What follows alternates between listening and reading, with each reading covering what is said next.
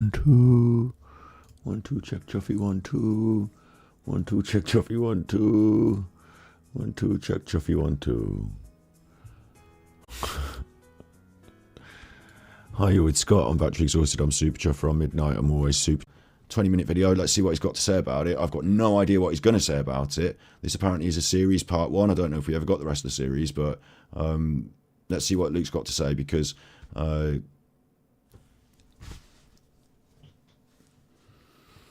do I say this? How do I say this? People said it. People in my chat said it's worrisome. It was worrisome. Like this has come up because the whole connection with Peter Folding and the worrying aspect of.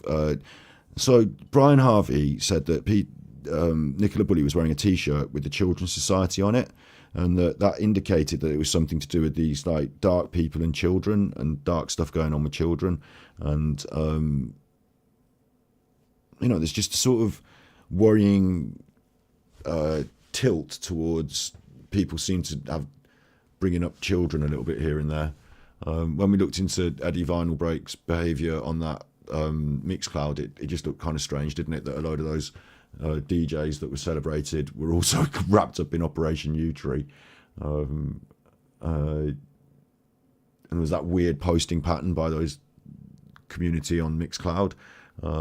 People suggested to me that my idea that this trafficking coming across the country, and then we saw, like I was saying about trafficking and the animals and the live animal exports being and I was suggesting drugs, and then someone put that tweet out, didn't they, with that map. We saw it on the episode about Richard Otley, that map. If you haven't seen that, I'll just quickly and it'll just have to be quick because it'll take me forever to do otherwise.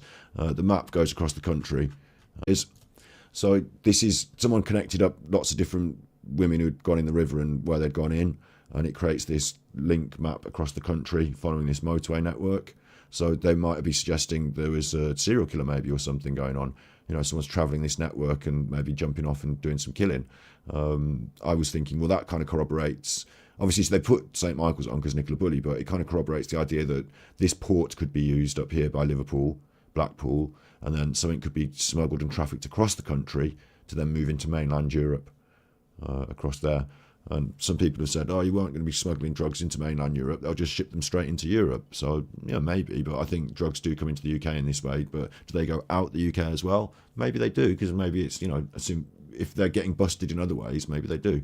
Or maybe they get flown out, or, maybe, I don't know. It looks like there's a transport network there that goes across and it links the murders, and it goes back to where Nicola Bulley used to live and where they do the live animal exports from, and the port towns that were essentially bought by these very rich people.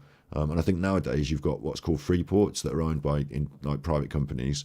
So I'd need to look into that. But yeah, it seems like you've got that network and stuff. And people have said, well, it might not be drugs, it might be children or anything. So the children thing came up again. So because of that and those ideas, when we were looking at, or someone suggested I should look at Luke's meeting up with Peter Folding, which I haven't looked at. His big Peter Folding visit and meet up. Apparently his daughter is in the video, and he took his daughter on the thing to go and meet Peter Folding and stuff.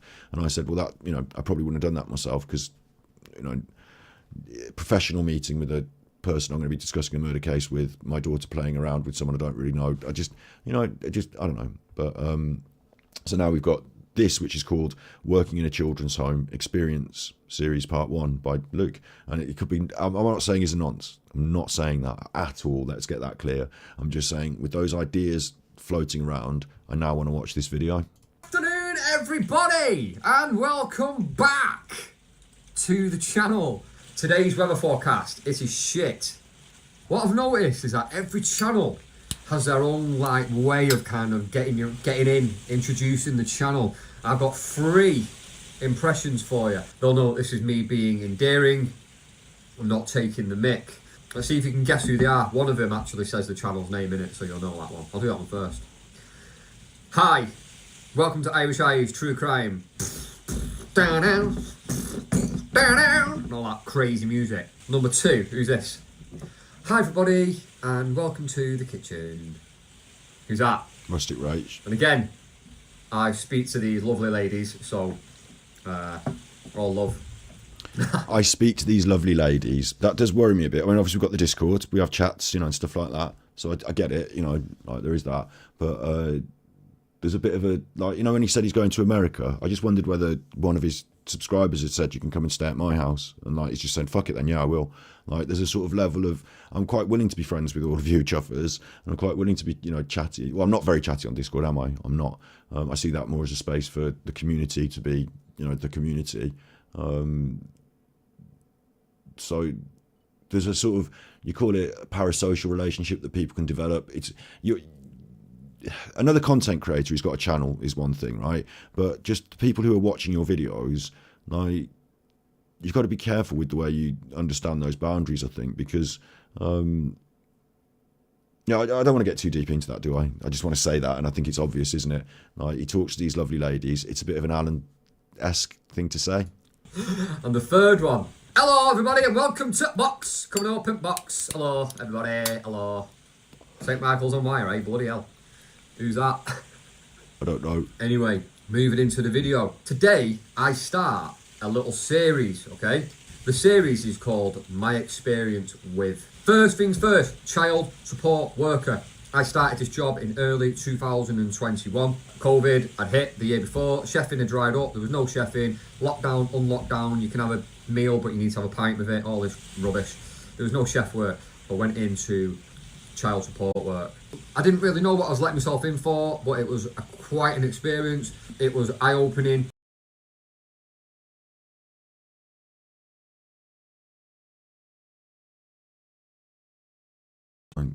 It was testing, mentally draining, dangerous, and also rewarding at the same time. The job role was to support these children. They were a variety of ages. They were, I think the youngest was like 9, and they went up to about 16. When they're 16, they become semi-independent, and they can like cook their own food and go out later and all this kind of stuff. My job was to help them with their day-to-day lives, basically. Talk to them, help them with homework and stuff like that. He said the title says children's home experience, so I assume it's some sort of children's home, but I'm a bit confused about what the setup is, but yeah. Help them with food and basically be an ear for them, go and do activities with them, basically acting like a kind of parent, really, I suppose, at the end of the day. It has a lot of rewards, but it also brings a lot of stress with it as well. There was 3 different homes that I worked in, and they were almost like different categories. So like prisons have categories, like you have maximum security, you have like kind of a middle ground, and you can have like an open prison. It was almost like this, unofficially, but it was. One of the homes, I'm not going to name the company I work for, I'm not going to name any of the homes, not going to name the kids, obviously, not going to name any staff. Everything's anonymous. One of the homes was like really quiet, 3 or 4 kids in there, not much drama going on, a little bit boring actually. The second home was kind of in the middle, and it was really big, grand, 2 listed buildings, like a 2-grade building. Really nice, grand house, high ceilings and stained glass windows and all this kind of stuff. There could be quite a bit of drama there. And overall, it was a fairly easy home to work in. I mean, people are going to say that this feels like the Masons, aren't they? It appears to be raining on his video, yeah. He's in the conservatory again, but like he's got the black and white things. They've said it and I've poo-pooed it, but like I can hear the people who believe that stuff, or like, the people who believe that stuff, thinking about that now. It was a notorious home. I'm going to call it Edgeley Road. It was a notorious home. This is where shit went down. This is where it kicked off. This is where you're up all night, having to sometimes restrain kids because they are kicking off. They want to fight you. They want to hurt you. You've got them running away from home. You've got them staying out all night. You're up on the phone to the police all. You have to restrain kids because they want to fight you. Night. You've got kids trying to manipulate you. You've got them going, oh, do you want a cup of tea? They go and try and make you a cup of tea, but they wouldn't. They're running out the back door. Yeah, right. Sounds interesting. I mean, I'm obliged to pause and react to this because, if I ever want to put it on YouTube, I've got to pause and react to it. Fair use. I'm a bit shocked and I don't really know what to say. And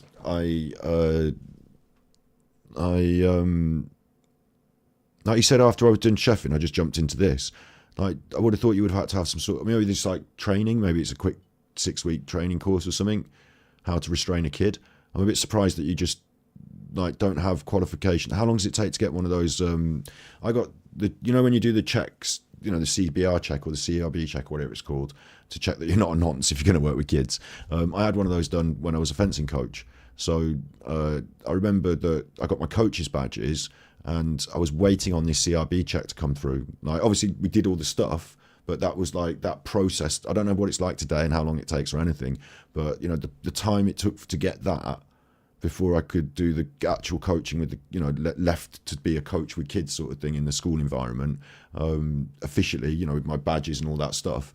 There was a little bit of time on the CRB check to come back. You know, I had to wait for that to come through the letterbox and, oh, there it is. Okay, got my check. Like, you know, hand that in with the people at school so that they've had that.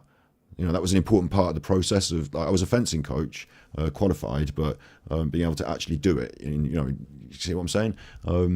So I'm surprised that with COVID 2021, you know, it might have been a process. I didn't explain the process, but it seems like I'm not just Luke here. DBS check, that's it. DBS check, whatever the check is they need, like, you know, for you to do that. Obviously, I did it, didn't I? Because like I was a coach, and but I remember, like I say, that my like the process was we were waiting on that to come back. Like,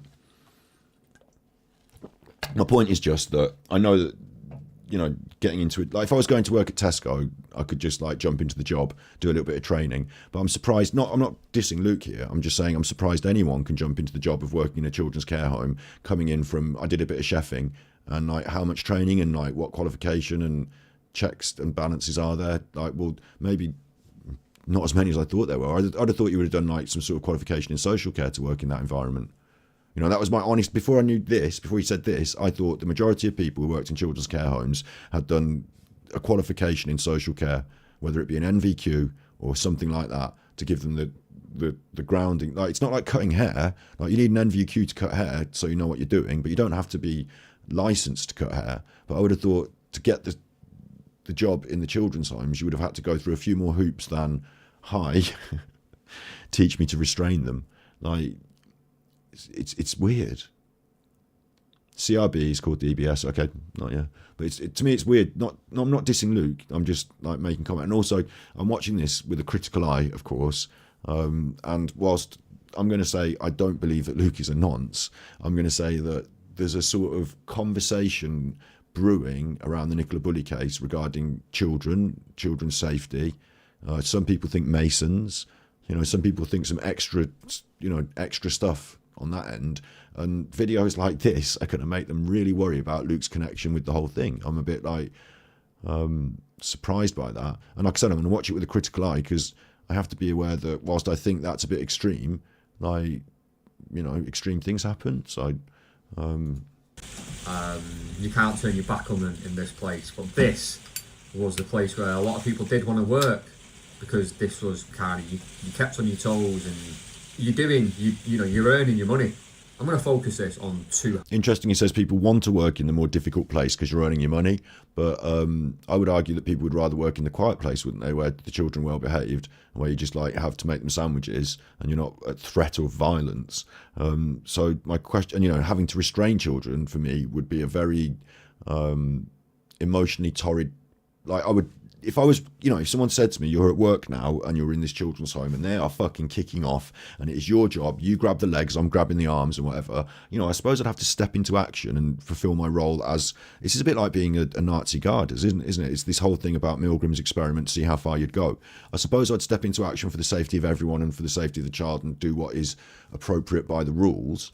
But I would feel emotionally like I'm grabbing up this child and I really don't want to have my hands here and doing this, and like, you know, is there not any other way we can go about this other than like the restraining and the sedation? Because I think the child is going to be even more traumatized by the process of being sedated or what did he describe? Restrained. You know, the process of restraining a child. If I was having a tantrum when I was a kid and someone tried to literally fucking tie me to a chair, like, it would make me 10 times more eggy. So I really don't. I saw the Rotherham report today, came out today. Yeah, I did see that, Rain Gods. Good shout. I did. I mean, I don't know exactly what part of the world. I mean, Luke lives in. I'm not trying to dox Luke here. I'm talking generally about this sort of topic. But I'm worried about certain aspects of the Nicola Bulley case that, you know, sit there on the back burner. For me, a bit on the back burner because, you know, they're not my... I'm not, you know, as... But like for Brian Harvey, he was surprised that I brought out animal rights and drug movement. He thought it was children. So, you know, I see that there's other people's thoughts on this. So I think other people would view this video of Luke talking about his experience in the children's home maybe more critically than I do. Homes that I worked at, Edgerley Road, and there was the Grand House. I'll call it the Grand House. Excuse this rain. I don't know if legally you are obliged to be anonymous about which place you worked at, but calling it the Grand House, even that is, you know, creepy. You know, giving it a nickname and it having this sort of giant ceilings, big old house, like, you know, it sounds like Mason shit that you're describing. And I get it that these houses, like these buildings that are used for social care, are sometimes old Victorian buildings, but the way you describe it is like the Grand House, like the manor house, with all kids going nuts, being restrained. Oh, there was another thing I wanted to say. People want to work on that shift, do they? Where they have to restrain the kids, yeah? So what kind of people want to work on the most disordered and fractious part of the social care system? In my opinion, the ones that prey on the children. Because if you do something bad to one of those kids on the random in that chaotic environment, like, how are they going to speak out and have their voice heard? And, you know, if you've got a couple of bad eggs in that environment, no wonder the kids are kicking off and trying to run away. Like, it all sounds very, very worrying to me. And I know from testimony from other people that it's not all good times and, you know, pats on the head in those children's homes. Sadism and child abuse goes on in those children's homes. I don't know if it goes on in that children's home, but what he's describing, that chaotic environment and the fact that there are people that want to be, and who's he talking about, these people, the other people that he worked with, I suppose? Or did he have other friends that joined him wanting to work there? Or, like, I don't know who these people are that want to work there, but apparently the people want to work there because they're kept on their toes. It's like being a fireman and saying, I want to go to the jobs where all the buildings are burning down. Maybe you don't. Like, I wouldn't. Like, if I was a police person, would I want to have a really busy night with my radio going and lots of heads to crack? Or would I, like, you know, not crack, but you know what I mean, lots of people to arrest? Or would I rather society was peaceful and placid and I had to go out and sort of help someone get their cat down from a high tree? Or, you know what I mean? Like, I'd rather me personally, I'd rather the quiet beat. I'd rather it, like, not because I'm ignoring the crimes or anything, but because nice people are doing good things. That would be a better world for me. So I don't know why Luke is, like, of the opinion that, I mean, he's telling me, it's his testimony, that these people who work in the care homes that he worked at would rather work in the care homes where things are kicking off. And I am very surprised by that. Yeah. I'm putting on the background music because I need it, because now it's got stressful for me. So I'm putting on the background music. I'm going back to Luke. So some of the issues that came with these children was there's a girl that had been sex trafficked over here. Oh my God.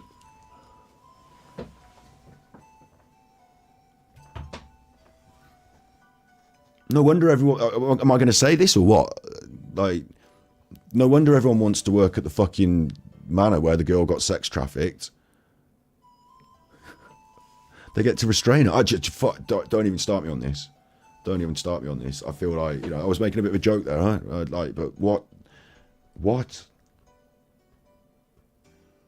I worry. I'm not saying Luke bad here. I'm saying I worry about the people he said he worked with that wanted to work in that place. Really worried now, because you've had Jersey, you've had, like, other places, you've had Jimmy Savile and his goings on. Like, it's been going on a long time. I'm worried now. Doesn't seem like seems like you can just stop being a chef, get the job here, just go into it. And I would have thought that job would have been for people who, like, I'd have thought the compassionate people who want to help children would have been traumatized by the care home where it's all traumatic and like, Luke's not showing me much signs of trauma for having gone through this process himself. Like honestly, I feel like if I was to be telling these stories, like whatever he's about to say about this girl, I think I would stop. You know, you saw me cry yesterday or the day before when I read that bit from the Bible about the Good Samaritan. You know, thinking about people who are having a really hard time in life and about being kind to people. You know, I wasn't bawling or anything, but you know, maybe it was emotional. Yeah, but like I'm not seeing that emotion here. It's just.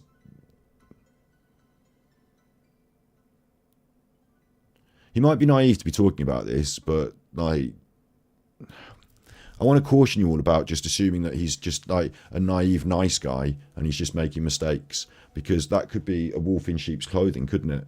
You know, it might mitigate the bad behaviour if you're just nice and bumbling, and like Boris Johnson did that in a way, didn't he? You know, he's a bit of a buffoon, but he did some quite mean things, I think.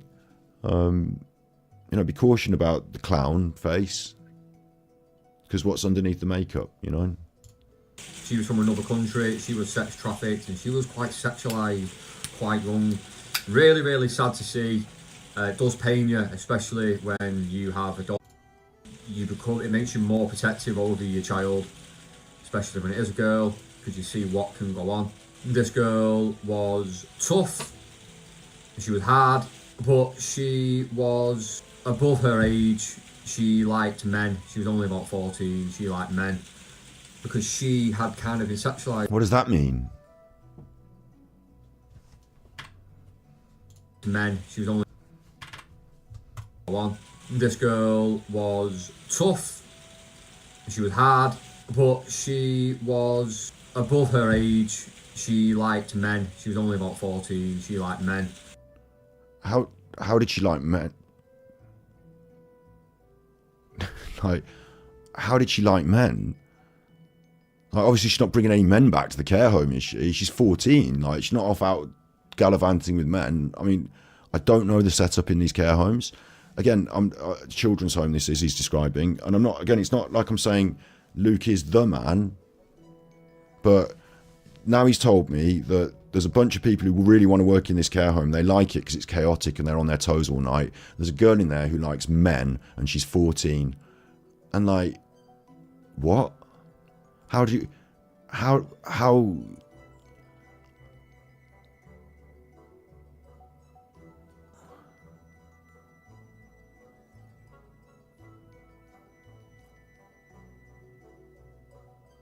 don't want to go too far down this road in my own thinking because it's starting to make me feel unhappy, but how do you ascertain her likes? Like, why is that on the conversational table? Is it in her file? Are you like, warned of this in advance?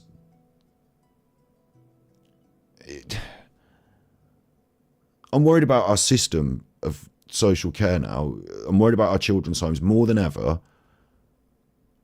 Like, I don't know if this vlog that Luke has done, this is called Working in a Children's Home Experience Series 1 Part 1 Vlog Children Abuse. I don't know if this is intended to sort of bust the doors open on this and highlight it. I don't know about his tone, I suppose he's just telling me his experience. He's certainly not focused on this and that particular children's home in his content, is he? He wouldn't even name it.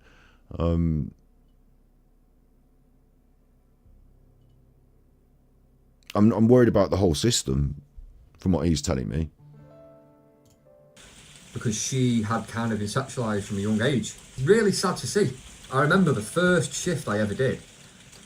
I was sat in the office room and I went in to meet the kids in Edgeley Road. Went in there and this girl was on her phone to a man. And I had a quick peek and she was on the phone to this man and it was a nonce. Do you know what I mean? Went back into the office and I told them, I said, she's on the phone to a man in here. And they're like, yeah, we know about it, but... What? There's nothing we can physically do right now about it. We're working on getting him caught. So that became a bit of a mission of mine to get this guy caught. I think in the end, the police did get hold of this guy, so I hope he's inside now. The bastard. Now this girl... I'll take your word for it. I mean, I'll take your word for it that you tried to get him caught and the police got hold of him and you hope he's inside.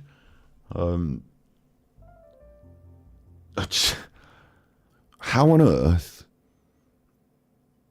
I've already asked the question. I don't want to ask it again. Like he's elucidated the matter a little more now. I suppose you're not allowed to take a phone off her.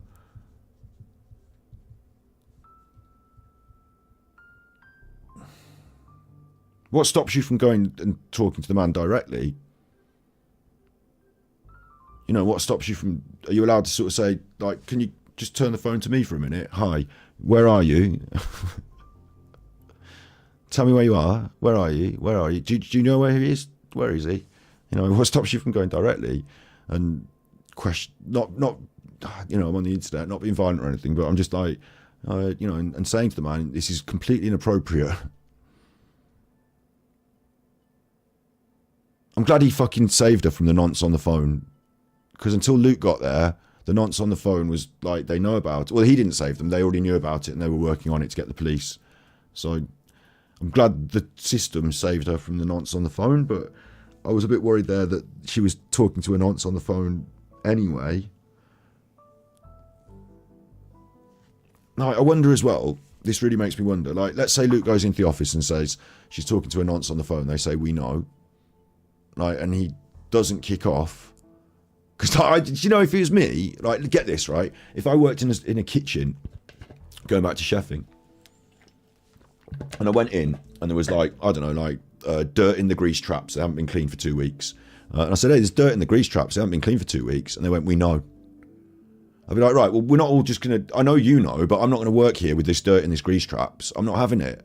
Like, I work in a clean kitchen, so... We're going to clean the grease traps now, yeah? And they'd say, it's not your job, you're just the fucking junior sous chef or the commie chef or whatever. Not sous chef, I never got to that, but, you know, commie chef or whatever. Like, no. And I'd be like, right, but it is my fucking job because I've got standards. So either I work here and we do this job properly, or I leave. I'm not kicking off, like, getting myself the sack on the first day, but I'm not accepting it. Like, I just, you know, that's a kitchen.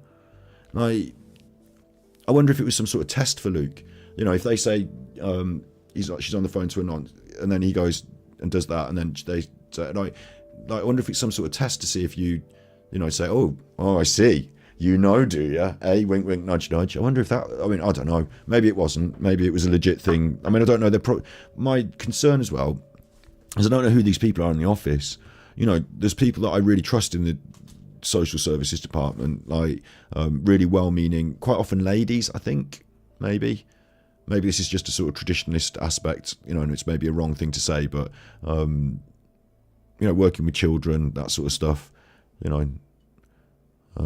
Anyway, like, but I don't know who these people are in the office that were accepting that she was on the phone with the nonce and just letting it happen, and that maybe there are rules. And again, I'm very worried about the children's home situation where children could be 14 and on the phone to adults just in the children's home, like, I just don't know where the boundaries are drawn and rules about what you can and can't do, but it's insane to me. Like, it's absolutely insane. Yorkshire lass, it would have been better if he had said that she was a vulnerable child who showed an affection to men because of the abuse in her past. It should be clear. It should be in her care plan. I work in care. We don't restrain, but I know people who work with aggressive residents who can be aggressive to themselves and others, but you don't tie them to a chair. Right, yeah, he didn't say he tied them to a chair. I was just, like, in my brain, when you say restrain people, I've seen those things in the police where they sit them in the chair and they strap them down, you know. So I don't know what specifics are, but this whole thing is just, like, blowing my mind. Like, Girl, she would often run away from home. People would pick her up, she'd organise it, she'd slip out the front, she'd go missing, and we would often find her in the same address. Her family lived a few miles away, but for whatever reason they couldn't look after her, whether they didn't want to or they couldn't, I don't know. But we'd often find her there, we'd have to go and pick her up, police would have to come, we'd have to get her removed from the house, take her back, cycle would go on again. The thing is though, about children in care, I'm going to go into, like, briefly touch on the staff and how these places are run. In this job, you meet some really, really good staff who are very, very passionate about it. They want to help kids. They want to make a difference. But you do get some staff. Oh, I was going to say, please don't tell me you. But there's some real wrong uns as well. Please don't tell me that. Fucking hell. That are there because they just want to watch a film all day. But on the flip side, there's a lot of staff that really do care. They should be getting paid more. The way that it's kind of ran is He told us at the start is that he was a chef, and then there was the COVID, so he couldn't get any chef work, so he jumped into this. And that was my first big question: is I thought you would have had to do like a year's worth of qualification in social care to just jump into this and get your CRB DBS checks. And I'm surprised that someone that just come out of a commercial kitchen can step into the children's home. But maybe he did do a lot more stuff. He didn't explain about the process too much. He just said that he didn't work in as a chef because of COVID, so he jumped into this. And what I learned is that the more issues that these children come with, the more that the home can earn a week. You get like a weekly kind of payment from the government, or all right. He's not saying there's bad stuff from that kind of establishment. You get a weekly payment for housing this child. Now, if one comes with sex traffic issues or targets, finance, they've fucked it up, haven't they? It's that Peter Folding private industry thing again. You get weekly payments for the more children you have, so you're not now, to run your business, so to speak. It's about like collecting those payments and numbers of children. When you turn these things into numbers and payments like that, it doesn't help. I mean, you've got to factor it in. You've got to get paid for the children you have and stuff, but feels like that's an economic thing that's started to twist things. That's bad. Drug issues, or you're saying he's probably the cleaner. I mean, he said he had to restrain children, like. Has like a sexual abusive past, or they've got some special needs, or they've got mental health. There's more money, and I did notice that these kind of children. I'm going to fill my bottle. Oh, I'm going to fill my bottle. I hope he doesn't say anything too controversial while I'm filling the bottle. Come back. They were hard. Very hard to deal with, but I found that this particular company wanted children like this because they earn more money. There's a fine line between taking a kid because you really want to look after them and make a difference, or because you're getting more money for them. Not everybody's in it to look after the kids. Some people just want to sit on their ass and make their hourly rate. But there is a few fantastic staff. There was a guy that I got on really well with. He was very, very, very loved by the kids. He probably, if he ever watches this, he knows who he is. He had a very good one-to-one with kids. They respected him and he talked to them on a level. There was one kid, this child was transitioning from female to male. Now, I met this child on my first day, and out of all the kids that I worked with, this kid kind of became like mine. What? So you've got a political thing against transgenderism, but I would say anyone should caution. It's very difficult, isn't it? Because they're in the children's home, so I suppose you're not their legal guardian, but shouldn't they be more grown up before they transition? Is it transitioning? Does he mean that? Does he mean it? Are they taking hormones and operations, or does he mean that they're just dressing as an alternate gender? I think it's fine for children to explore their identity, but I think we were talking about this trans issue the other day. I think obviously a full gender reassignment, an actual transition, that should be after. Like, I understand though some people want to do it before puberty so they don't have the problem of puberty, and I don't know, but me personally, I think maybe most stuff that big decision on life you have to do when you're 18 plus, don't you? So maybe once you're emancipated and you're grown up, you make that decision. But a child to be doing it seems really fucked up. And then it doesn't seem really fucked up. I mean, yeah, it does kind of seem a bit like fucked up's just a bit of a hard word for me to say. It's like hard terminology. Seems like strange and weird and a little bit like uncomfortable, and I think irresponsible probably to allow that to happen without full adult consent. Like, I don't know. Yeah, I think so. Yeah, I think it's a process that takes a long time. You're right, Dover and Donnie's mom. So, listen, I have seen these outside the box like examples on the telly where I do know from what I've heard from some testimony from people who are trans that the puberty period is very difficult for them, because if you know it before puberty and then you do go through puberty and then you transition afterwards, obviously there's more to deal with. Like, especially if you're male, in the past you've had eunuchs where, people have removed. What they used to do in the past was they used to remove the testicles of a young boy so that he'd keep singing in a high-pitched voice because the hormones wouldn't affect him and he'd be a good choir boy like a eunuch. So those concepts exist, and if you were to know early that you wanted to transition from male to female, that would probably be better to do early, because you wouldn't have gone through the hormonal changes. But then you wouldn't know, because you hadn't gone through the hormonal changes, how you would feel. So potentially a dangerous risk. Individuals should have their own freedoms, but it's a very difficult thing when you're talking about children and their ability to make their own decisions and choose, and where those lines are drawn, especially when it's very serious surgery. So I don't think he means the serious surgery aspect. Oh, well, she's in a care home. They are in a care home. So they're not, in a children's home, they're a 14-year-old. They're not going to have the money, and the doctors are not going to be giving them the fucking drugs to transition. This isn't America. Like, they're just going to be dressed alternate gender, aren't they? Like, they're not going to have like the hormones. Anyway, yeah, this is just fucking weird to me. Like, what's going on? From female to male. Now, I met this child on my first day, and out of all the kids that I worked with, this kid kind of became like mine. What do you mean it became yours?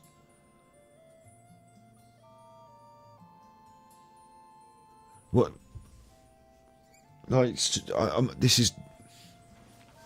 Certainly, you're going to have a better rapport with some children than others, but I would imagine all the teachers in the audience, or anyone that works with children, should know that you kind of have to lay off that, because you're teaching the entire class, and it's not about you've got a special favourite. In fact, creating that special rapport and extra favouritism could make some kids feel like you're not focused on them, they're not the favourite, and it's like an egalitarian approach. They're all the kids in your class.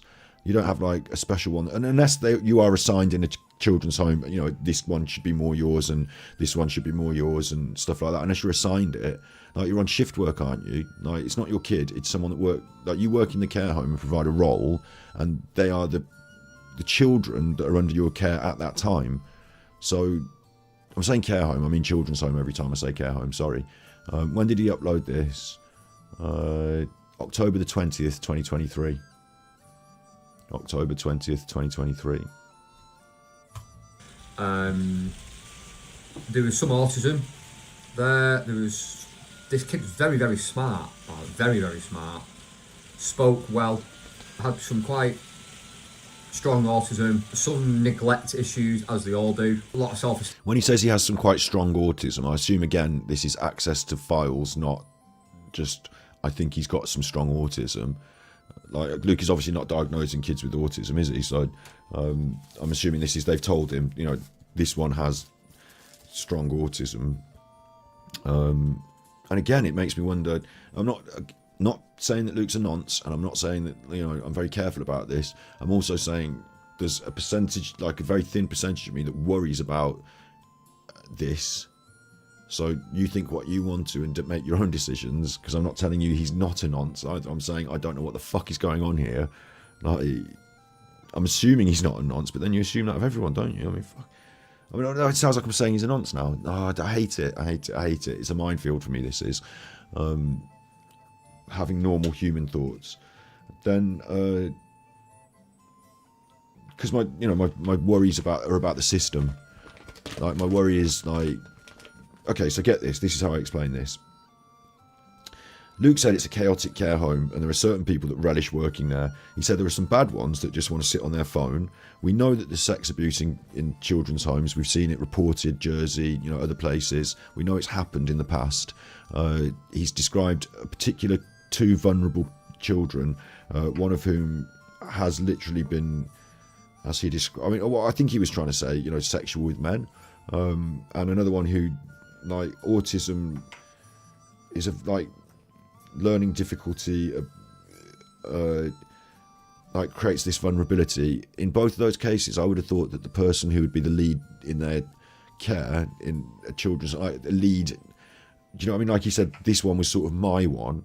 I would have thought that person who fulfills that role, if anyone, have been the main mentor or lead caregiver. Is it giver? The lead, whoever. Would have been the most qualified, like, had some sort of qualification in, like, autism's now a specialist thing, isn't it? Like, if you're the care worker, I'm just surprised that like the limit of the system is just like fill in the CV, get the job. Right, this one's got autism. We're going to be dealing with them today. You ready? Like I had to do so much study to just. Like, I didn't have to do the study to become a hairdresser. There's no license, but like I did the study, and I did 3 years at college. Like not all full time. Although I did a couple of. I think I did a year. Did I do a year full time? You know, I did a year on the job as a trainee and all that and all business. But I'm just thinking about the amount of study and work I put in just to learn how to cut and do hair. And that included the Health and Safety at Work Act. It included the Data Protection Act. It included like my role and responsibility in those areas too. But, you know, salon management and all that. But to just be like, and it's kids that you're working with.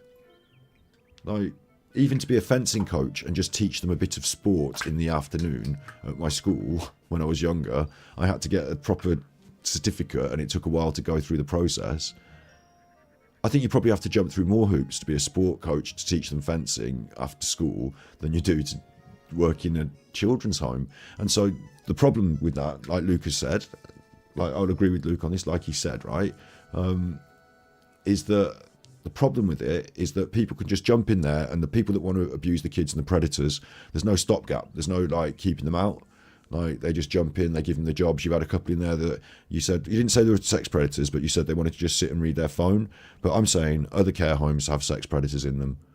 But based on the way you're describing the system, I have, me personally as a normal person, have very little doubt that the average sex predator wouldn't try and get into that system and take up a job there, especially in the more chaotic situation where there are girls that prefer men and have learning difficulties and vulnerabilities and can be assigned to you as like, this is your one after a certain amount of time. And it's that trust level. Like as a fencing coach, right, I was already in the club. I was about like 19 or 20, 18, well, probably was a bit younger than that even, 18 or 19. You know, I was already friends with a lot of these people that are in my fencing club, yeah? But when we did the class, when it was just the school class, like, I'm not trying to be friends with any of these kids in a school class. Like, what I mean by the fencing club is that there were lots of people who were younger than me in the fencing club, you know, peers of mine, younger people from school. Like, the fencing club itself, we're all friends. Like, even if they're younger, older, whatever, we're all a group of fencers, we're friends, yeah? But in the school class that you teach, like, none of them are my friends. Like, and none of them are going to become more my one. And, like, you know, there's a sort of professionalism boundary level, isn't there, that it's just like we're teaching the kids, and like I worry about the sort of like the implication of this sort of I mean, maybe I'm misdiagnosing this, you know, maybe there are some very, very switched on and alert managers, and they're the sort of ladies who, you know, I really respect, and not just ladies, they could be men as well, I'm saying, but, you know, I just picture certain ladies that I know in my life that have been in this system, working in like this sort of role, and I know who I would like hope was in charge of it and stuff. So because this seems very, very, like the whole setup seems very, very worrisome to me. Team issues and issues with their own person because they wanted to be male. Now, when I met this kid... Yeah, so what I was saying is that the problem Luke is telling me is that people who want to work in those care homes could be wrong, and it's like, he's sort of said that, hasn't he? Like, I don't know if he has or we've agreed it in chat, but some people might want to just jump in there and abuse that system. And like when it was COVID, I was a carer for my nan, so I did work in the care system, but for a family member, you know, I wasn't out there just randomly going around like the helping hands people who did come in and help me. So it worries me that I don't know what I mean, what I'm trying to say, really. It's like Luke has told me that bad people jumped into this job or I think bad people could potentially jump into this job, and Luke's told me he chose to just jump into this job. So maybe it was the job centre suggested it to him, and, you know, I'm interested in his motivation to jump into this job with apropos of nothing, no qualification or anything. because they're the sort of people that, from what we're hearing, might be bad people. Do you know what I mean? They had really, really long hair, like down to the middle of the back. When I worked as a Rain Gods, you need the DBS even to do the chef work in a care home. Yeah, I did work as a cook in an old people's home, and I agree. I already had my old DPS, and because I've been a fencing, I took that to the interview, but they didn't want it. They had to do another one for me, but they did let me work there in the kitchen as the, on my, what do you call it? I don't want to say parole. That's the wrong word, isn't it? You know, when you work a job for a few weeks before you get the job.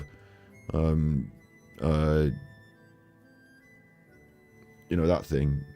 When I was doing that, it was like a 2-week, 3-week period of, what's the name when you do that? Trial. Yeah, trial maybe. Yeah, we'll say trial. I don't know if it's the right word, but like probationary period, I think is the right word, but then it sounds like I'm a criminal. But like, you're not officially got the job, but you're working before all the ticks and boxes, and at the end of the process, they gave me the, yes, your CV check has come through, yes, you've got the job sort of thing. It was one of the boxes that had to be ticked, so I completely agree, yeah. I worked as the cook in a old people's care home, and yeah, that happened, yeah. Formed a relationship quite quick. I thought, like, if this kid wants to do this, and I'll help this kid do it. I thought, like, if this kid wants to do this, and I'll help this kid do it. Do what? Start that again. Person, because they wanted to be male. Now, when I met this kid, they had really, really long hair, like down to the middle of the back, and we formed a relationship quite quick. I thought, like, if this kid wants to do this, and I'll help this kid do it. When I first met this kid and we hit it off straight away, he used to, when he saw me, go, "Yes, my G," like that, and we had this kind of like respect thing. And I got to know that he wanted to be a male, and he felt like a male. And I was like, well, let's go and get your hair cut then. And then he said to me that he's been asking to get his hair cut for a very... What? I thought that you were politically against Sam Smith and the Them Brigade because of the video that we critiqued earlier that was very pointedly targeted at that sort of thing. But now you're calling this... I'm assuming 14-year-old and younger. I don't know how old the kids are. I'll guess 14 because he said the other one was. This child, you're attributing the pronoun that they choose, he rather than she, and you're going to take them to cut off their hair. I mean, in the modern world, young people can have short haircuts. That is absolutely fine. I think this is so fucking weird. I want Val on this. Val the hairdresser. That's the only other person I want to ask about this. I need Val the hairdresser's opinion. If someone came into your salon, they were from a children's home, like, would you know? I suppose he might say, like, if Luke brings in a young child to your hairdressing salon, and they want all their hair cut. Like, it's a big. If any child wanted all their hair cut off, I'm going to talk them through it. I'm going to have a big... I'm not going to do it on the day as well. That's not going to happen because I'd want to... Well, I'd probably get them a wig. Like, I've had a few wigs in the salon, like, different styles. I didn't have loads. I probably didn't have many, actually. Probably had one. But we cut them sometimes and stuff. But dummy heads, stuff like that. But I'd probably get wig. I've always said I should have had lots of wigs with different colours. This would have been the moment. I'd have said, wait. Okay, what we'll do is we'll get you a wig. We'll show you what the haircut looks like. We'll talk, we'll talk about it. We'll get the pictures. Come back. We'll book you in next week. Because I'm busy now. That's the way I'd say it. I wouldn't refuse it, but I'd say we'll put you in next week because I'm busy now, and get all the stuff together. And when you come for that appointment, make sure you've got lots of pictures on what you want it to look like and all this. Because in that week, they can think about it, and they get the pictures and they think about it, and they look. I might not be able to give them a wig, but you know what I mean. I'd pin the hair up like that and look and talk about it. And then when they came in for the appointment, if they were still into it and everything was above board and the parents had talked about it, I'd probably even, if it was like a 14-year-old, I might be inclined to say, and have you got the number that I can contact, to get in case the appointment? And I might even give the parents a ring and say, hey, we've got Becky in for a appointment to have her haircut really short. I just wanted to check that everything's okay with that because she's booked it. Do you know what I mean? Like a normal person would. I'm a bit surprised about this whole process. It's not a problem that a young person wants to have a drastic change in their style. It is a bit of a problem when you're the children's home worker who's taking them into town to get a drastic identity change, haircut, all chopped off.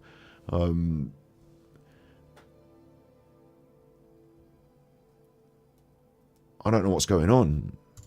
A long time, and no one's bothered to do it. This is Like, in a way, you could argue this is really nice of him. Like, this is that kid's identity. They're telling him, this is what I want. I really want a pair of red shoes. I really want a pair of red shoes. Right, I'll take you into town and buy you a pair. No, that's completely inappropriate, isn't it? I work at the care home. I'm not going to just buy you anything in town.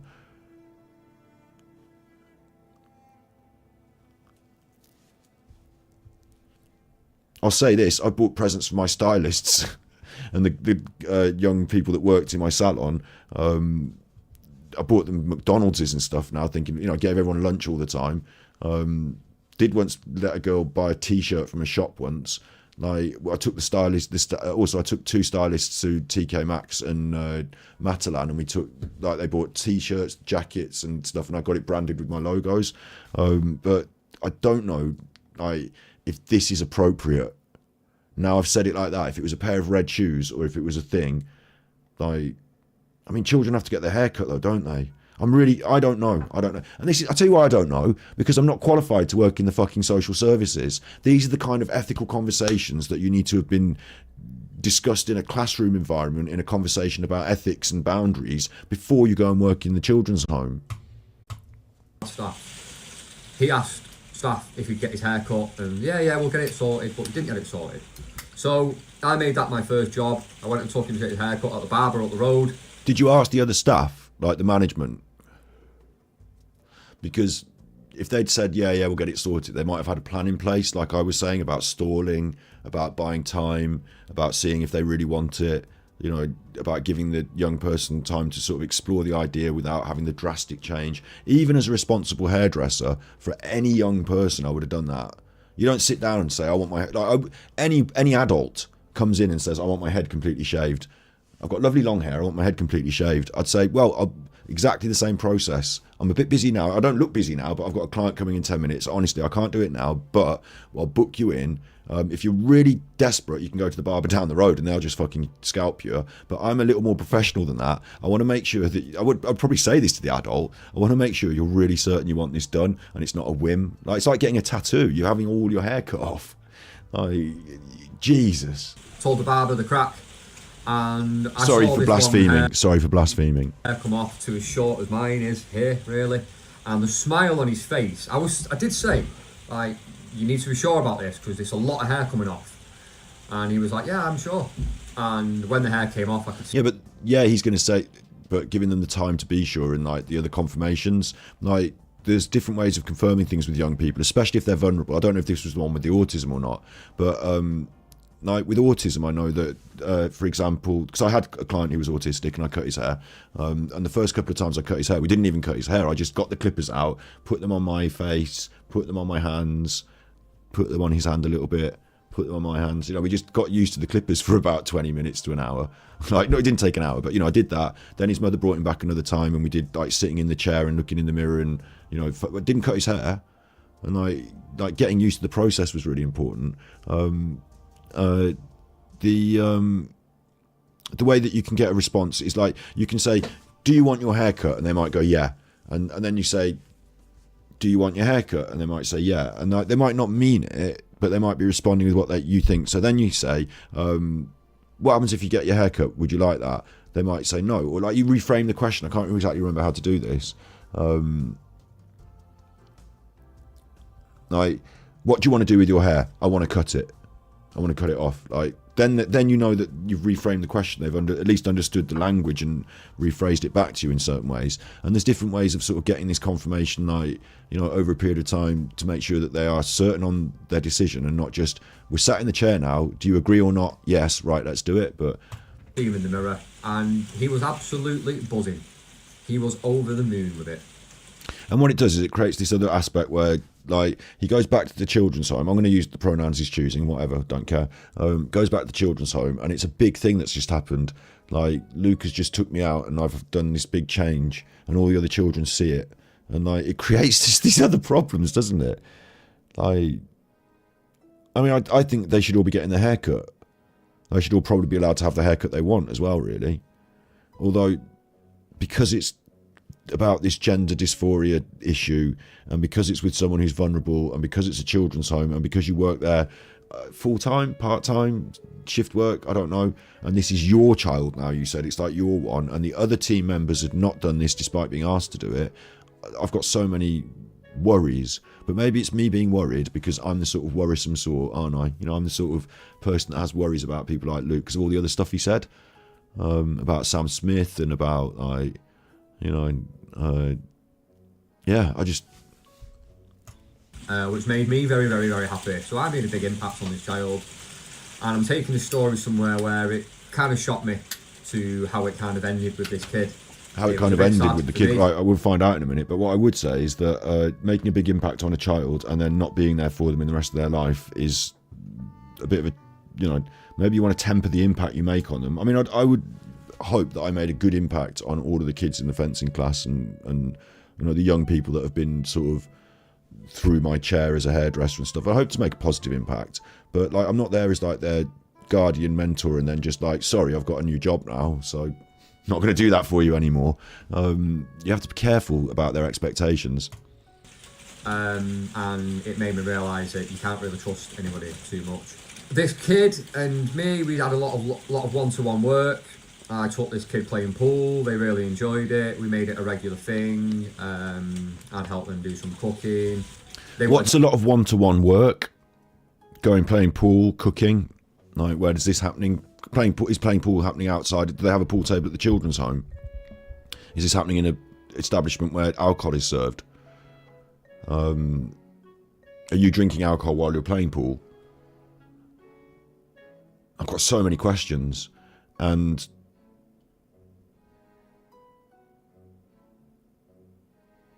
like, isn't that the exact sort of space that predators can utilise the sort of gaps to, like, you know, I've got another question as well. Is this before you, like, I'm led to understand from what I can understand from what Luke's told me on his content that he's got a young child and he's estranged from his partner, so he doesn't live with his partner and the young child, he visits them sometimes. That's what I understand. And just because I'm going on what most single parent families are like, I'm assuming the child lives with the mother and Luke visits them sometimes, yeah? So was that the case? You know, were you living as a single male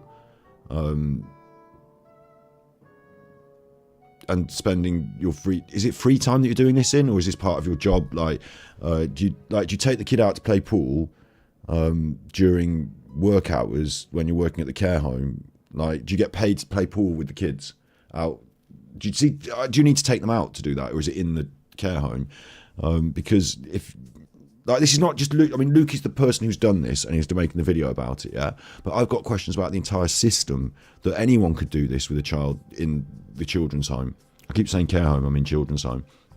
Do you think that really happened to him? Is he copying the story off someone else? I'm not doing a body language analysis on it. I'm just listening to what he's telling me and being shocked. So, and I've got an iron in the fire on Luke, which is that I think he's shifty and deceitful. So I could do a body language read on it. I certainly hope that, you know, maybe I should record this whole video once I'm done, because he might delete it. But obviously we've got this recording of it, and I could attempt to piece together a body language read on it. I'm just, at the moment, I'm just really thrown. I've just really got like a big problem about it. Like, whether it's the problem with Luke specific or the system entire that allows this. Like, I'm very, you know, maybe the thing is, he's just giving me bare bones information. It could be really fine. Like, it could be they go out with the kids as a sort of pool, like there's like a local pool hall, and they have, like, you know, a kids evening, and they take them down there, and, like, you know, it's very organised, and, like, you know, it could be a structured environment, or like, but on the other side, what could be a worrying environment is that if you just take them for a go out and a day out to the, you know, just taking the kids out from the facility, I don't want to say facility, and that whether you, and my question there is, like I said, whether you do that in your free time or whether you do it as, like, because if you're paid to work at a place, don't you have to be there to watch all these other kids, and, like, when things kick off and on your shift, don't you have to, like, be there? Is this a story he's using to cover something he said in the past about bisexual and gay people? Well, he left the Sam Smith video up. This video came after the Sam Smith video, but they were both still up at the same time. So it contradicts what he said about the Sam Smith video in ways, but this was posted after the Sam Smith video as far as I remember. Obviously the Sam Smith video is now deleted, so I can't see exactly when it was posted, but I think this was posted after. But not as like a sort of, like, no one was critiquing his content at that time. Like, no, I hadn't, you know, he wasn't on my radar, so to speak, and like there was no necessity for him to sort of balance his point. And so he hasn't used this as to mention Sam Smith in any way. So I don't think it's that related to it. It's just fucking weird.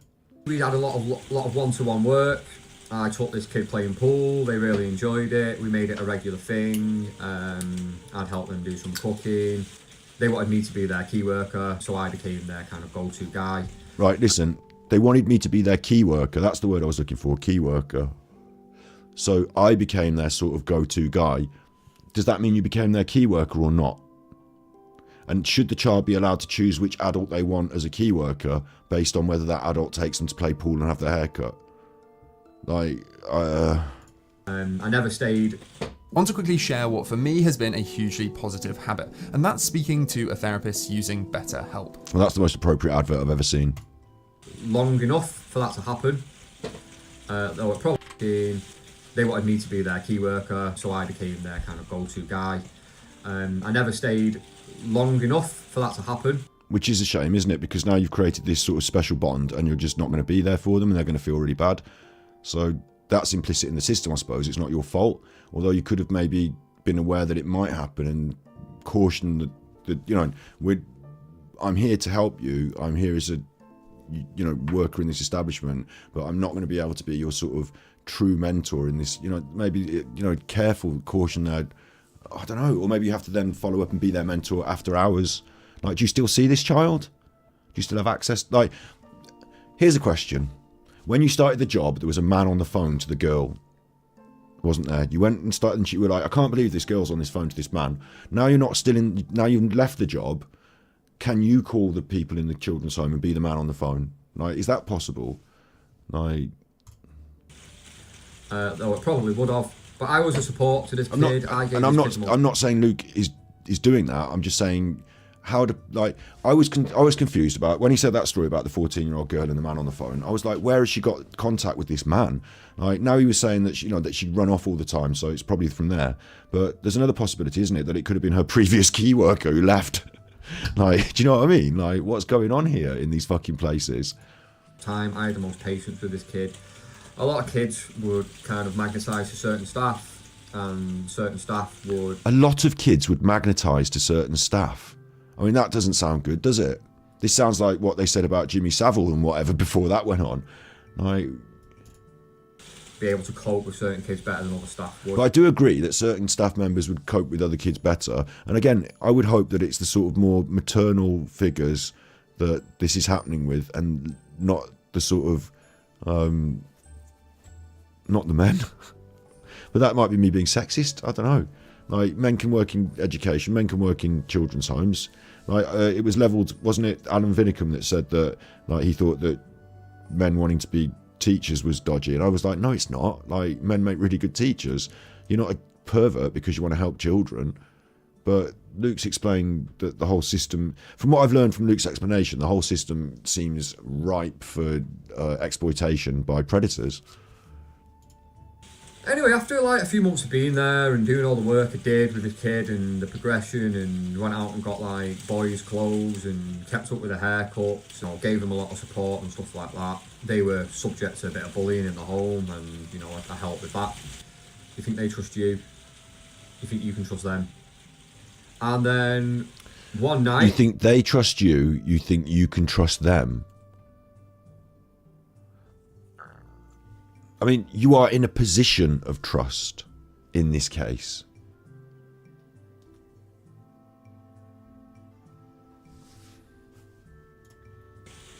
This kid just decided to absolutely kick off, and me and another staff member could hear some commotion after bedtime. They go to bed about between 9 and 10, if memory serves me right. A lot of the time these kids decided to wait until 9, 10 o'clock at night before they kicked off. So we heard this kid kicking off in his room, went in there and, you know, asked what was going on. You've always... So, without a real deep knowledge of child behaviour, yeah? Like, because that could be a cry for attention, it could be a cry for help, it could be a serious issue. You know, obviously this child, in my opinion, I'm just going on what Luke's telling me, okay? But this child, in my opinion, has this bond with Luke, wants Luke's attention. Like, Luke gives them the special attention. And they're not getting that. They're going to bed at 9 o'clock like everyone else. But they could kick off a tantrum and then Luke's going to come in their room. So this seems really a bit iffy as a system. And, like, some deeper knowledge in child behaviour might teach you, like, brief you, prep you, you know, don't fall into this trap, don't have this going on. And again, I'm not saying it's Luke's fault. And a lot of people do think Luke is just naive, innocent, and well-meaning, but gets himself into these strange situations. And I'm saying, don't, you know, be cautious of the wolf in sheep's clothing. Yeah. But the whole system, I'm not saying Luke is at fault here, because if that's his job and they've said go in that room, like, but you're going in the bedroom. I suppose at some point in the children's home system, kicks off in the bedrooms, doesn't it? So now is it just you? How many people are in the bedroom? Is it just you, this other man or woman or person, and the child? Is that what's happening now? Like, what's going on? A lot of you in chat are saying it's about confidentiality. Like, obviously, I can tell you what happened in fencing class. I don't think anyone signed any confidentiality agreements there. But I don't know. Again, I'm not educated enough to know what whether it's an ethical perspective of confidentiality or a legal perspective of confidentiality, or whether these things should be talked about. Like, in some way, I feel like we're nearly, like, this could be presented as a video where we're exposing the worst behaviour in care homes, and we're calling time on the bullies and the nonces and stuff like that. And he alluded to something like that when he said, like, well, this girl was on the phone to this man and we tried to sort that out. But it doesn't feel completely like that to me, does it? Like, the tone is a bit ambiguous to me. Like, sometimes Luke's describing things that I think are bad, and sometimes he's the one doing the things that I think are ambiguously, like, questionable. So he's not naming anybody, that's true. And he alluded to where this place was, this big mansion house style I would say mansion house, maybe he said a different word, this big high ceiling building with all these, he alluded to the name, but he didn't say exactly where it was.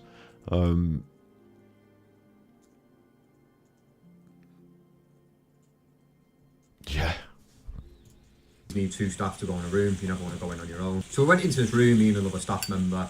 This was my kid. So I'm saying, what's up, what's going on, blah blah blah. Next thing, swings for me, punches me. Couldn't believe it. So then you have to use restraint training, which you never want to use. So I'm saying to this kid, right, like, calm down, I do not want to restrain you. Cause restraint training, so they've had training. It's all this, like, you kind of like put your hand over theirs and stop them from moving and put it around the back. You don't want to do it. Sometimes, if you're getting attacked, you have to, and you're encouraged to do it. Is it? You have to, and you're encouraged to do it. Now, again, this is where I will give Luke the credit of being a human that's naive, because just quickly, because I talk about it, but I just, you know, this is the right time to sort of show it quickly again. Milgram experiment. So what happens is, well, I'll just show you. A decade earlier, psychologist Stanley Milgram had also looked at how we respond to authority. This bit might get me copyright and end up clipped out of the eventual YouTube cut, though. In order to understand how people were induced to obey unjust regimes and participate in atrocities such as the Holocaust, he set up an experiment. Volunteers were told they were taking part in scientific research to improve memory. Would you open those and tell me which of you is which, please? Teacher. Where? Teacher. Separated by a screen, the teacher would ask the learner questions in a word game and administer an electric shock when the answer was incorrect. I'm just going to He was told to increase the voltage with each wrong answer. Cloud. Horse. Rock. House. Answer. Wrong. 150 volts. Answer. Horse. Experiment. That's all. Get me out of here. Get me out of here, please. Continue, please. Go right on. I refuse to go on. Let me out. Refuses to go on. The experiment requires you continue, teacher. Please continue. Participants didn't know that the learner was really an actor, and the so-called shocks harmless. You're gonna get a shock. 180 volts. I can't stand the pain. Let me out of Can't here. stand it. I'm not gonna kill that man there. I mean, who's gonna take the responsibility if anything happens to that gentleman? I'm responsible for anything that happens here. Continue, please. All right, next one. Slow. Walk, dance, truck, music. Two-thirds of volunteers were prepared to administer a potentially fatal electric shock when encouraged to do so. Can you believe it? This is because what Milgram wanted to know is what was going on. Nazi Germany, they put them in the gas chamber. How could they do that? You know, just following orders. Well, do people just follow orders then? And if the man in the white coat that's running the experiment tells you to, you will, two-thirds of, and I'm saying you know, we, us humans, this is an experiment done on people.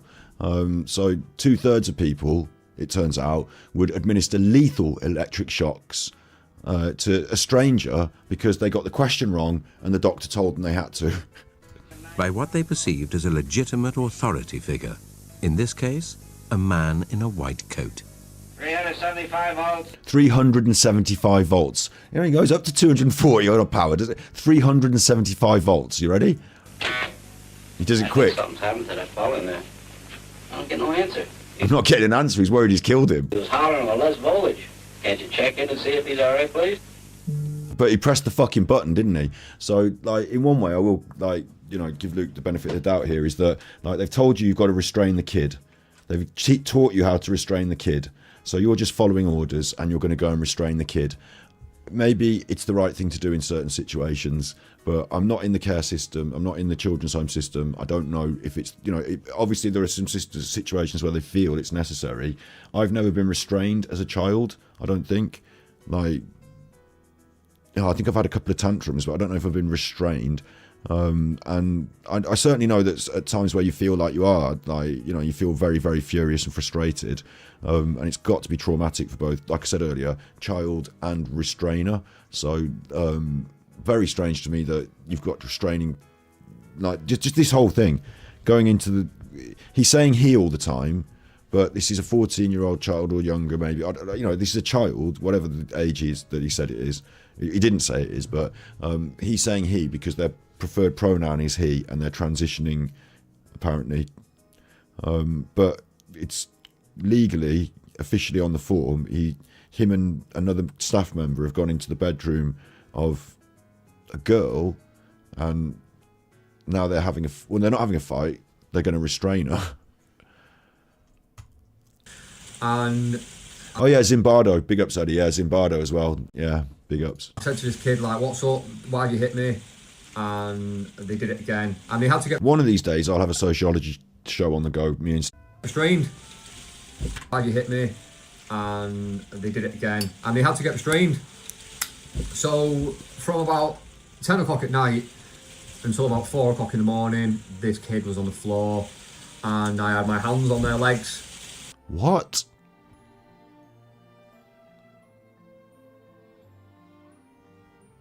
From 10 o'clock at night, 11, 12, 1, 2, 3, 4, which I assume is when you leave your shift, 6 hours you spent lying on the floor restraining this child. And there was another staff member holding their arms down, and it's not For 6 hours? Like, I might be wrong, right? But could you have left the room?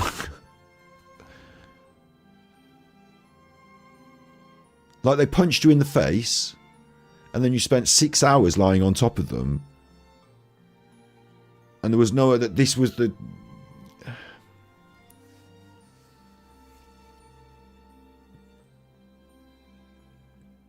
Like, I've been in some rows with my sister, yeah, and because I'm not allowed to hit my sister, like, you know, when I was a kid, I'm talking about, all the way up to, like, you know, teenagers, we had rows, not allowed to hit my sister. There have been times where I've thought, fucking hell, she's going to murder me, and, like, what do I do? And once I pushed her in the bathroom and held the door, and I got my dad, I think I had to ring him on the mobile, Dad, can you help? she's going mad. She's really cross. Like that's trapping her in a room, but like that's the worst I've ever come to. Like thinking about this sort of situation. Like she was furious. I was like, Dad's gonna come, then I'll let you out so that you don't murder me. You know what I mean? Like, like I need a third party before I could. Like, I was scared you're gonna, because she was punching me. And it's all right. It's family stuff. It's squabbles with, like me and my sister have a really good relationship, and I'm sure that we, whatever. But I'm not throwing her under the bus there. We were young and squabbling, and you know what I mean. Like, but I feel like I had limited resources as a man to deal with any once when I was a school child as well. Right, this is when I was about 14, I think. We were in McDonald's. And there was me and my mates with our uniforms, and some girls from a different school, from a different school, and they were in their uniforms, and we were like, oh, let's have a talk to the girls. But they didn't take too kindly to us. They were a bit eggy, in fact, and a bit like kind of like bullies, I suppose. And one of them actually grabbed me by my shirt and was like, hey, you're fucking this and that. And I was like, this is a real situation, because there's nothing I can do. Like, she can ragdoll me around by my shirt, and I can't like touch her or hurt her or anything. Like, just nothing I can do. And so confrontation with a female from my perspective, and like he's saying it's a man, but like obviously legally it was a girl. I personally feel to retreat. If they're really angry, maybe close the door. I don't know why. Maybe it's not the right thing to do, is to have, if she hit you in the face, to back out from the room and close the door and call in some other people to try and neutralise the situation. And you yourself, who's been directly in the line of fire, to extricate yourself and say, right, it's me you're cross at, you've hit me in the face, I'm just a member of the staff. So a different member of the staff is going to deal with you, and I'm going to go away. Because like, it feels like that would de-escalate the conflict. But that's not what happened. Instead, him and somebody else got on top of her and stayed there for 6 hours. And that's a feat in itself, lying down on top of someone for 6 hours. I mean, what was she doing? Screaming and yelling? And what did all the other kids think was happening while you were on top of her for 6 hours in the room? Were there other people in the room? Not just your colleague, but other kids? Like, is it a dorm, or do they have individual rooms? And like, is it possible that 2 members of staff could go into a young girl's room in a care home, children's home, and spend 6 hours with her screaming and yelling and doing whatever, and other members of staff don't come and... I mean, were there other members of staff dealing with it? Like, is it just to accept, like, did no one else come? Can you get away with sort of going in one of the children's rooms and having them screaming and yelling for hours all night? Like, this whole situation to me is fucking like, I hate it all. People in chat are saying they don't even believe it. I don't know what's going on. I thought I was just going to pause and make comment every now and then, because kind of have to, but just wanted to record the video for posterity in case he deletes it. But instead it's gone down this road, and I didn't know this was what he was going to talk about. I've never listened to this video before. I just thought, this is on the list of innocuous videos on Luke's channel. What the fuck? Not nice. It's not a nice thing to do. You don't want to do it. You want to do it as professionally as possible. You don't want anyone to get hurt, but you don't want to get hurt. But is it professionally acceptable to be lying on top of someone for 6 hours? That whole thing, like... And this went on for 6 hours, and And is it in front of the other kids, or is it in a private environment? Red Fan, that's another question. Like, I've got more questions than answers with this, rather than, like, this is my honest reaction, so just everyone's just gonna have to deal with it. I don't know if this is gonna go, this might end up as members content on, I don't know what it's gonna be. Like, it doesn't feel like a very good battery exhausted episode, does it? It just feels like, what the fuck's going on? And it moves from a position where I'm exposing Luke for his behaviour and his I'm trying to like, this is throwing me, like, as a social commentator on YouTube, as someone who comments on what other people are doing on the YouTubes, as Luke's come up with the Peter Folding stuff and and all that, like, I've been critiquing his content, in some ways character a little bit, but mainly his content, and I've not lured myself to ad hominem attacks or picking on him because this or that, like, I've not picked on his ears or anything like that. I'm being about the content stuff. This is the content, and this is his, like, behaviour and stuff he's done, and he's saying he's done it. So that's where I'm coming at this. But I feel like the way I sound talking and what I can hear myself saying and what this video is about, I feel like I'm sort of, I could look like I'm trolling him to try and make him look like a nonce. But that's not me doing that. This video is like that, and my critique, I hope, doesn't come across as trolling here. Like, I really hope that people understand my legitimate concerns with the things that he's saying and describing. And a lot of the time, I'm not able to sort of say I'm concerned about Luke specifically. I think I'm concerned about the system where if I worked in a children's home and I heard a load of screaming and yelling from one of the rooms, and someone said to me, oh, Luke and so-and-so are in there with that girl. She's being held down, so don't worry. And I was like, well, it doesn't sound like you know, that whole thing for me would be like what the fuck? Like, take Luke out of it, you know, Trevor and so-and-so are in that room with that girl and they're holding her down. I'd be like, are they? Because can we check that they're not doing something else? Because you hear bad things go on in these homes. Do you know what I mean? Like, but then put Luke in it. He is the person that is doing this and said he's doing it. So maybe he's just following orders.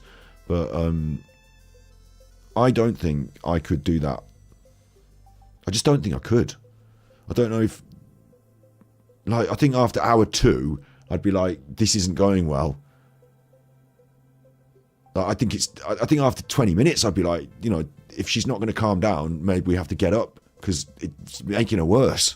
Like I explained, I think if it's making, like, when I'm in a conflict with someone and I feel like my behaviour is making it worse, I get a bit worried, especially if there's someone I love and I care about, like my sister, like I was describing, you know, and I kind of want to de-escalate sometimes. You know, you have the rows sometimes with your family, don't you? That's the only other context I can picture this in, because, like, if it was a row with a person in public, you know, I'd just be able to just walk away, wouldn't I? But, like, you can't, you know, you live in the same house as your family, don't you? So you sort of sometimes have had rows with your family. I mean, just... 6 hours, yeah. 10 minutes or so, I'd say, right, you calm down now. Do you want to get up? And then this kid was saying, yeah, I'll get up, then I'll kick you in the balls. So then you have to stay on the floor for a bit. And this went on all night, and it's draining, it's tough. And then you... Okay, so they weren't screaming and yelling, but they were just saying they were going to attack you if you let them up, so you wouldn't let them up. I mean, that's a fucking stupid impasse, isn't it? Mexican standoff. Is that the word for it? A Mexican standoff where they've got the guns all pointed at each other? Don't want to be racist.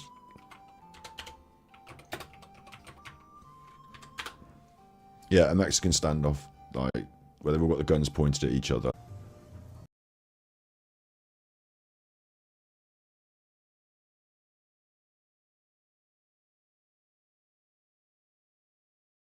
We'll put down our weaponry on a count of 3. Okay. You ready? I'm ready. 1, 2, 3. Yeah! And he revealed himself to be a double agent.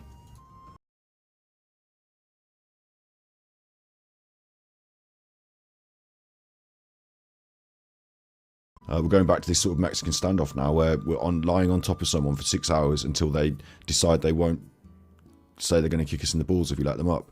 But we're adults and we work in the children's home, and we're going to lie down on someone until they decide that they're going to just concede. It's like, that would, like that can't be right. That's going to cause more problems than it's going to create more problems than it's going to fix. Like, it's like being a prison guard to these children, and the rage and the frustration they're going to feel like are being forced by the system, you know, by the institution to... It's institutionalizing. It's like forced institutionalization. Like, you will do what you are fucking told, or I will literally not get off your body. Like, you have no free autonomy over your body until you decide to do what I am telling you. Like, this is just insanity to me. And maybe it is what goes on in children's homes, but I do not like this. And I mean, maybe it's not... I mean, Luke's telling us, so I'm going on Luke's testimony, it's something that he's done. So, I don't know what to make of that. There's a lot of different comments going on over my head in chat, and like, a lot of different thoughts. Like, it feels like they might be my thoughts just going through my head above me here, because I've got lots of things going through my head that I'm like, what the fuck? It's a real what the fuck moment for me. This morning to do a 14-hour day. So you've done a 14-hour day the day before, and then you're up all night, and then you've got a 14-hour day the day after. This is What? You're not. That's not legally. No, you can't do split shifts like that. Like, what? Are you up all night in your day off? Like, in your free time? Are you doing this in your off shift time? Like, legally, you have split shifts. I'm like, there's a. Honestly, it's like legal because of dangerous workplace. Like, you can't do certain shifts back to back. And I'm talking about when I was a chef or a waiter. Working in a call centre, you couldn't do too many split shifts, but you're saying they had you 14 hours in the day, and then you're up all night lying on top of one of the kids, and then you're there the next day 14 hours. When do you go home and go to bed? is why it's mentally and physically very, very draining. In the end, this was going on for that long. It took another kid to come into the room to... Oh my God. It's... basically say, stop attacking the staff. Stop it now. And this kid was like, I'll hit you. You don't want that. You don't encourage it. But that was Well, what did you do about that? You don't want it and you don't encourage it. Another child came in and threatened the person that you were lying down on top of with violence.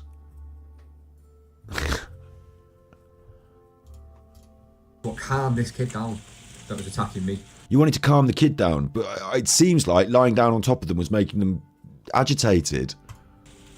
And eventually, they calmed down and they got back in their bed. Eventually, they calmed down and got back in their bed. That must have been an interesting night, mustn't it? So eventually, 6 hours later, they conceded that the jackboot of the authority was going to be stepping on their face, and you can't kick against the pricks. A hard lesson to learn, but learn it they shall. I don't like this. It really makes me feel uncomfortable. After 6 hours. Very, very intense, very grueling. If you don't smoke, you still go for a cigarette because it's been that rough. That made me question... Do you smoke? Question the job. Question if I want to do this. Not because... Well, absolutely it did, yeah. Thank God for that. I mean, there's a bit of a glimmer of light there. I mean, you did the thing, but then it made you question if you should have done the thing. Fucking hell. That scenario. But also, this is Luke telling me that. Like, maybe it made the people who employ him question whether he was doing the job right. Per se. But because you feel like you've made progress with someone, you feel like you've got a relationship, and you feel like you're the person they can trust. And if they're in trouble or they're kicking off, you feel like you're the person that can go in and sort the situation out.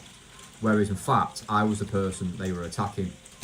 So you were angered because you felt your trust had been abused and that you'd been betrayed, and that's what made you question the job. Not that the requirement of the job was to lie on the child for 6 hours all night and have another child threaten violence that you sort of agreed with but you don't want to condone. I thought that when I said there's a glimmer of hope, I thought he was going to say, after that, and he was complaining he was tired. 12 hours, 14-hour shift, 6 hours lying on the kid, 14-hour shift. I was really tired. Made me question the job, Made me question the job because this kid undermined my authority. This kid abused my trust. This kid, threw it back in my face. This kid betrayed me. They're ego problems that Luke has.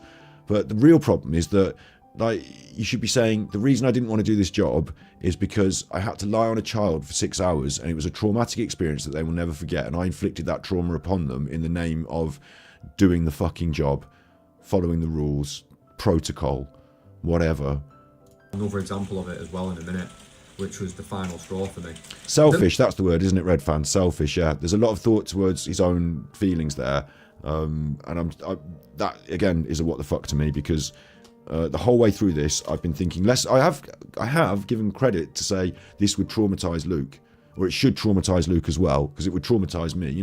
I've tried to put myself in Luke's shoes as well, but mainly I'm thinking about the trauma the child's going through. Mental health in the job is a real thing.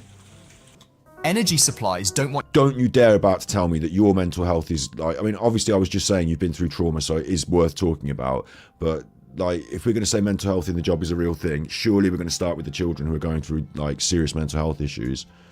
I saw it quite a bit with different staff members. Oh. It's not hard to need a half an hour nap. With the constant being on guard... It's not hard to need a half-hour nap. Sleeping on the job is not a mental health issue. Where are these naps taking place? I thought you said the staff were really good.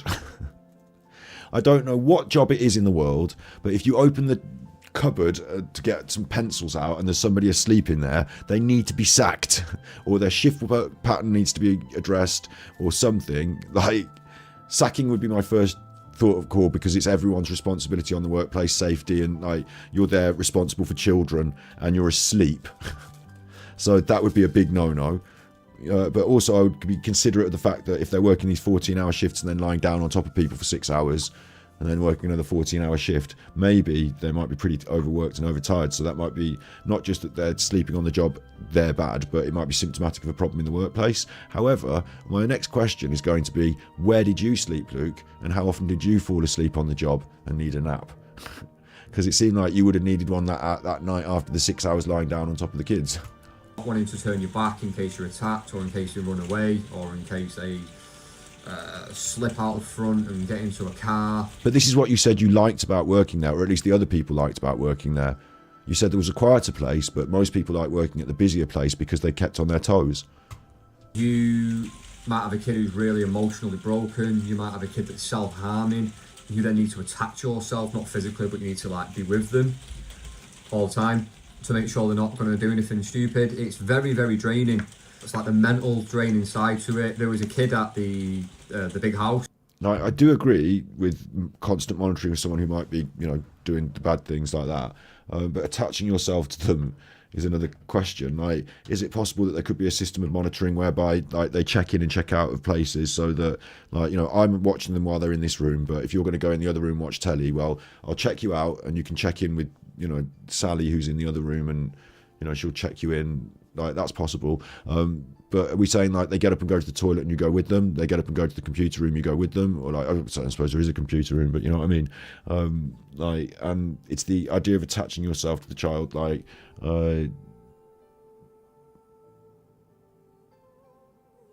yeah, it raises more questions again, but I don't, you know. She had been groomed from one side to it. There was a kid at the big house. She had been groomed from when she was 12 years old. She was a good kid, actually, this one.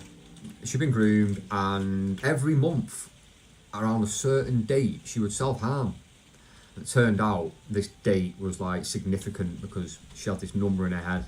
That was the day he went to court or something, and he said to her while he was grooming her, and she was 12 at the time, and he was... Is this something that's come out because you're talking to somebody and you've, like, you know, like, hang on. I can't talk too much about SH, self whatever, because it does get you in trouble on YouTube, yeah? Can't be too brutal about it. But should you, as the children's home, I don't know what Luke's role is, what his job title is, but this feels like something that should be discussed in counselling with the young person. Maybe he's got this off their records, or maybe they've just talked about it with him because he's attached to them during this difficult time. Very delicate area, yeah. An adult bastard again. He said, if I ever get caught for this, you need to kill yourself. And as a young girl that's receptive and who's vulnerable and who's naive and trusting, he manipulated her head. He got in her head, and she believed that she had to kill herself because he did get arrested. And he told her, you need to kill yourself if I get arrested. What a sick bastard he is. So on this day, it should really protect our kids from these sick paedophiles and these molesters. And, you know, keep an eye on what's going on Snapchat and TikTok and stuff, because it's rife. I've heard that there's one in 30 people are paedophiles, so... You've heard 1 in 30 people are paedophiles? What? Really? Do you mean on TikTok? Or, like, in the world? Because that's quite a high number for the world. What was the stat? Because, you know, keep an eye on what's going on. And also, he's brought up TikTok again. Like, he wouldn't let his daughter on... You know, we watched the other video, he mentioned TikTok. He's brought up TikTok again. On Snapchat and TikTok. Snapchat now as well. Stuff, because it's rife. I've heard that there's one in 30 people are paedophiles. 1 in 30? So, is that real?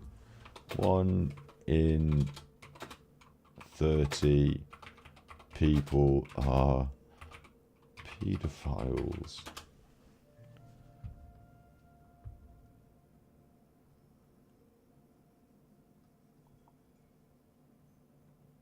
The National Crime Agency says nearly one in every 35 men could be a sexual risk to children in The Independent, 2015. I mean, this seems a bit... The figures are based on academic research, claims that 250,000 of the men identified were true paedophiles. Nearly 1 in 35 men could be a sexual risk to children, according to new research from the National Crime Agency, suggesting as many 3% as men could be a potential sex abuser, have an interest in online CP, a cheese pizza. So no, actual, yeah, maybe. I mean, this is the National Crime Agency saying it, and we don't know exactly how they're correlating that figure, but they're definitely scaring you about the concept. Back in 2015, Luke's picked up on that somehow. I'll let that slide. I'll let the analysis of the statistics slide by because there's so much else. But so that's one on every street. There's a fine line between being a protective father and an overprotective father. I don't think anyone's sussed it. I certainly haven't. But it is tough. It's tough being a father. It's tough being a parent, especially to girls. I find this girl would do that. And again, she was like 13, but she was attracted to men. Because this guy It's interesting that Luke has brought out his own daughter into the conversation twice to sort of give him the status and kudos of, like, I am a father, therefore I am protective of children.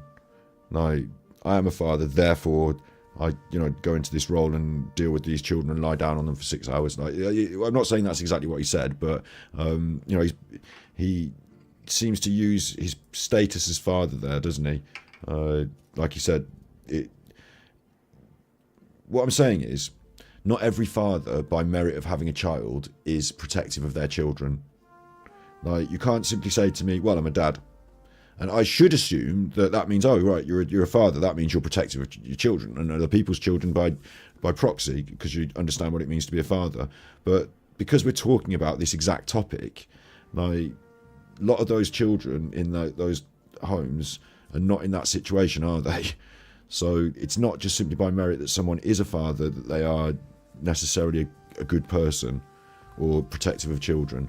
So I understand what Luke's saying. Because I'm a father, I don't want her on TikTok and I'm this and I'm that. But I also think it's, you've got to be careful of what's being presented to you on YouTube by people, like, in some way. Like, yeah.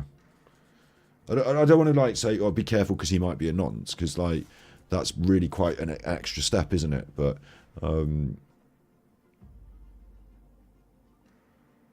go back to the exact point that I was making, which is simply being a father doesn't mean that you're not capable of being a child predator, or that you are suddenly some sort of hero soldier fighting for the protection of children. But it could influence people to feel like that. The majority of normal people, it would. But we're talking about a situation where there's these kids in these care homes, children's homes, I keep saying care homes, for this very reason, that not everyone does feel that way. Got into her head, and she thought it was right. And she's always going to have issues, this girl. She's probably going to leave the home and turn to drugs and stuff like that, and be very promiscuous. Wouldn't surprise me if she got pregnant, but it's not her fault. Promiscuity and pregnancy? We're basically saying having lots of sex. Who are we talking about now?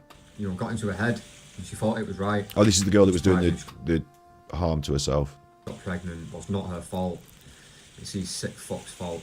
You kind of learn a lot about yourself.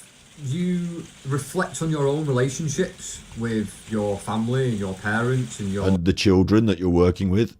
You think about your childhood, you think about your upbringing. Appreciate if you've got a good childhood. Appreciate if you've got a good mum and dad. The staff come in all shapes and sizes. You've got, like, over 6 foot big, strong guys. You've got very small, petite, young girls. You've got people from all walks of life doing this job. There was one guy, really sound member of staff actually. He was a kid at Edgeley House. He went through the whole kind of system of care, and then he ended up working at the very home that he was kind of brought up in. Fair enough. So he was a child there, then he became a staff member looking after kids. So he was a great guy. He knows who he is if he watches this, so big up to you. I did about 6 months in this job. It was always a stopgap between being a chef. That's always Secret big ups to a particular member of staff. Big shouts out to the secret big ups. in my trade. I'm now trying to build the YouTube. Oh yeah, Ellie, I just had to move past that kind of quick, didn't I? That was a bit of a fucking... yeah, he said she was promiscuous.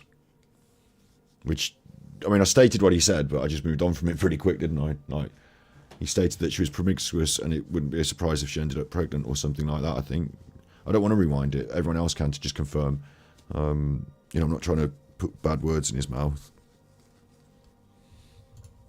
Things, but I am a chef by trade. I'll never kind of lose that. It'll always be there. What I learned in the 6 months I was there was I learned a little bit about myself. 6 months? That's very short time, isn't it? What was the reason that you left? And like my Is 6 months? Hang on, wait. My relationship. I don't know enough about this system. Is 6 months enough to get the job full time? Like, is that your probationary period and then you've done the job? Is 6 months a probationary period? Like, you know, what was the reason for him leaving? Questions. I learned a little bit about myself and like my kind of upbringing and my... Learned about me. You're not learning about these kids and what they're going through then. You're learning about me.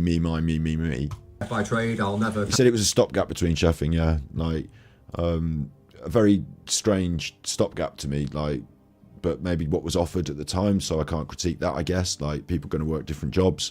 But my whole principle of this, the reason I feel that's difficult is that that job to me wouldn't be a stopgap job. It would be something you'd need to do some good training for and take seriously, and that those who you know, work in that sector, like, to some it's like a vocation, isn't it? Isn't that word, vocation? And it's like a meaningful job that people would do because they care about the job and care about the people in the system.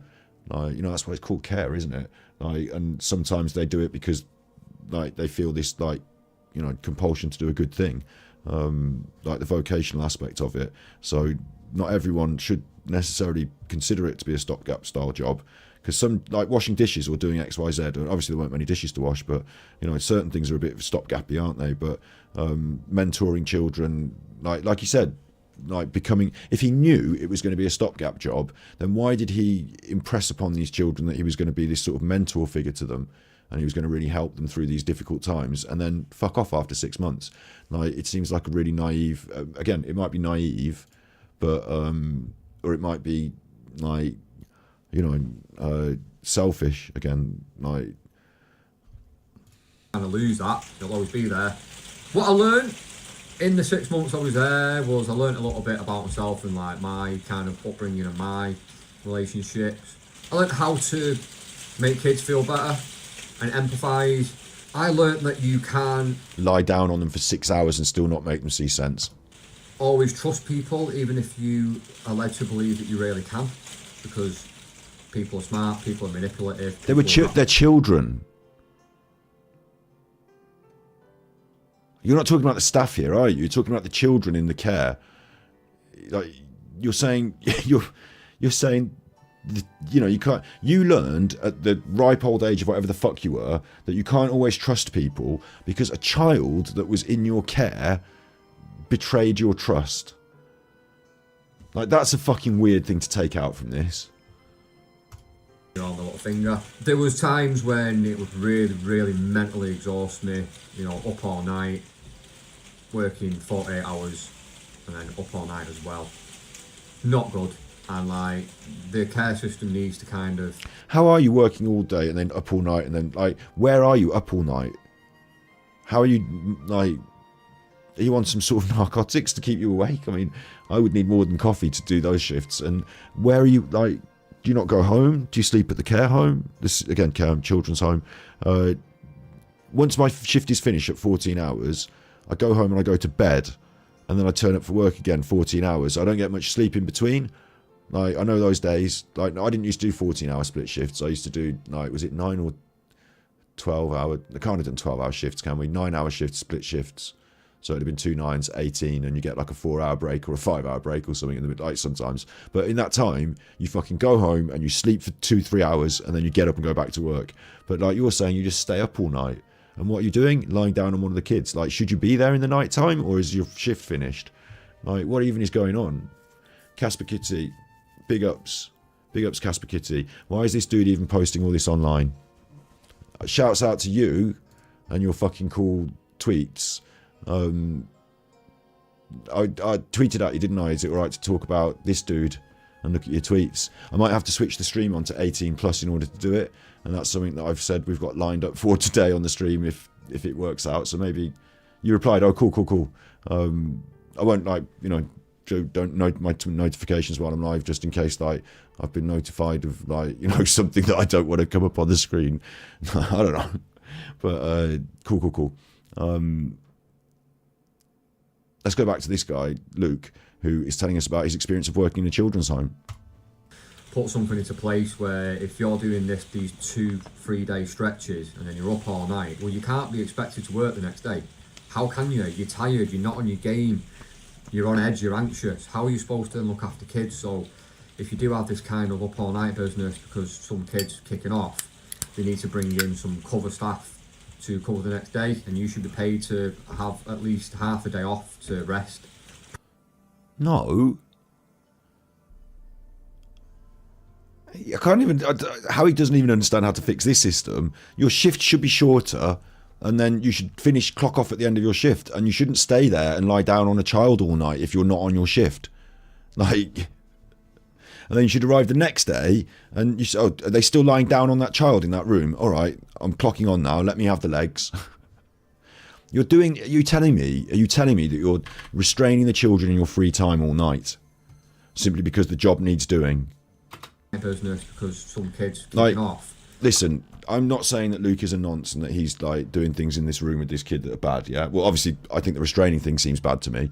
But in another world, in another care home somewhere, could it not be that, like, all night, they're up all night in the room with one of the kids while the kid's being restrained and worse things are happening? Could that not be the case? Do you know what I mean? And then you've got to work the next day and you expect to be given a half day off and paid for it. They need to bring in some cover staff to cover the next day, and you should be paid to have at least half a day off to rest. Pros and the cons of this job is you can have positive effects, you can make kids smile, you can impact their work, you can make a kid feel like themselves, like going and getting kids' haircut to make them feel like the person they are. Which is in total contradiction of what you said about trans rights, and you basically went them bashing in that other video we've uploaded it to. Can have a good chat. Is he a cow or just a guy? He, like, a lot of the people I cover are like lolcows in potentia, lolcalves. Like, there are people on YouTube who have not yet entered lolcowdom, but like are ripe for. They're like, he could become a lolcow if he's not careful. He could become a lolcow if he is one but hasn't revealed it yet. You know what I mean? So yeah. As you're going to find out in a moment, it's fun. It can be fun. I went and played football, golf. I went and played pool. Hello, everybody. It's Miriam Football golf here. Hello, Miriam Margulies. Fuck off.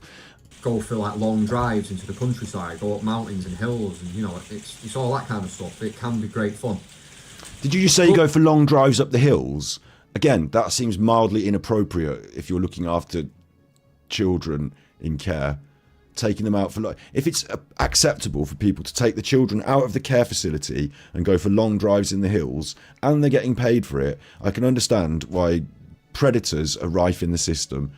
Like, what's going on? You can be attacked. You can be called names. You can be. You can be called names. These children are in care because they've had a life of like serious abuse. So I wouldn't worry too much if you get called names. Like, on balance, you being called names is not really a big con of the job when you consider the system and the situation that the people you're caring for are in. In fact, I wouldn't have even considered it to be what I might like. If you'd asked me, I've never been in a situation like Luke has, in a care home like that. But like in any way, like I said, I've been a sport coach and I've got my qualifications and bits and pieces. Like if some of the kids called me names, I don't think I would take it home with me after the session. Someone called me a funny name. They're a child in the class, like, or like in this context, maybe it's more serious names and they're in your kid. But like, I think you just have to be able to laugh that off, don't you? Because kids gonna say rude names and be angry because they've gone through a traumatic life. Accused of things, that happens to quite a few people. It causes you anxiety, you don't know what's going to happen next. Where are they? What are they doing? What's that noise upstairs when they go to sleep? What's going on? What is that noise when they go to sleep? What is that noise going on upstairs when they go to sleep, Luke? That's my fucking worry. Together to attack you, it can mentally mess you up. All right, wait, that's you're going to sleep and there's a noise upstairs. So you're living at the care home. You're living at the abuse. You're telling me you're working in a children's home and you're going to, this is your negatives for you and aren't they? This is your negatives. I forgot, again, I was empathizing with the children. I forgot that I should be putting myself in Luke's shoes. These are the negatives, is that you find it difficult to sleep you can't be your house because there's nobody else making noise, is there? So you've got like a place you sleep in the children's home, and while you're trying to sleep, there's loads of noise going on upstairs and you're worried about what that noise is. And like your best expectation, your best hope is that they're lying down on one of the children again for 6 hours. Like your worst hope could be anything worse than that. If there is anything like, I don't think there can be anything legally worse than that, can there? So like, this is actually giving me a headache now. It's like, this is a different kind of react to the one I normally do. Like normally I critique lolcows and turn things into jokes, but this isn't funny. So I'm not making jokes. I'm definitely not calling Luke a paedophile or a nonce. I'll tell you something else. I'm not intending this to cause Luke alarm and distress. I'm not intending this to cause, a campaign of harassment against Luke. This is between me and my audience on Twitch, and it might get uploaded to my YouTube channel to share my thoughts on another content creator and a video they've uploaded, and they're legitimate thoughts. And there's no, fingers being pointed here. Okay? What's that noise upstairs when you go to sleep? What's going on? Are they colluding together to attack you? It can mentally mess you up. You can be shat on, you form trust and relationships, and then, you just absolutely shat on. And it doesn't pay very well either. But there are perks. Pay very well at all, so there's always that as a con. There's a lot of staff in this game that I really respect. There's some that I don't. The good ones know who they are, the bad ones probably unaware. Wait, you just did the cons of the job, right? Are we still doing the cons? Is this other staff members that you don't like? Wait, let me get through the cons, because I give him the credit to, list his cons first, because I've got a big con in the job that I'm thinking, but... So, at the grand house, there was a kid that came there, a lad, and he was so angry. And he was always punching walls and kicking off, and he was fighting with everybody, and he clearly never had a hug in his life, never been loved, it didn't seem. And is it appropriate for staff members to be hugging the children? Whilst I think children do need love, and I think hugs are important, I don't know.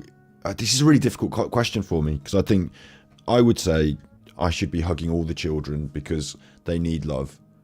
But then if you put me in a situation where I'm like legally responsible as their guardian in a care setting like this, in a children's home, I would say that me touching the children in any way is beyond, there's like an invisible line that I'm not going to cross, and that's touching them. Yeah, like being asked to restrain them would be, I'd have to say, sorry, this is the moment. You might have to call in some emergency staff here, because I'm about to walk on this job. I'm not going to restrain them. No, can't we think of another way to do it? If you can't, I'm not going to hold their legs. No, no. And even, they're young. This is he said that a 14-year-old. Yeah, so I know a 14-year-old could probably crack me in the face really hard, but how many cracks in the face can I stand from a 14-year-old before I'm I just feel like I should just be I got punched in the face a couple of times. I'm going to step out of the room and I'm going to call in a different, maybe there's only 2 of you on shift or something. I'm just really confused though. I'm really confused. And then, giving them hugs. I suppose an arm around a shoulder. I mean, I used to be a hairdresser. You're touching people's shoulders, their heads, the other staff members in my place, I'd quite happily put my arm around their shoulder or something like that.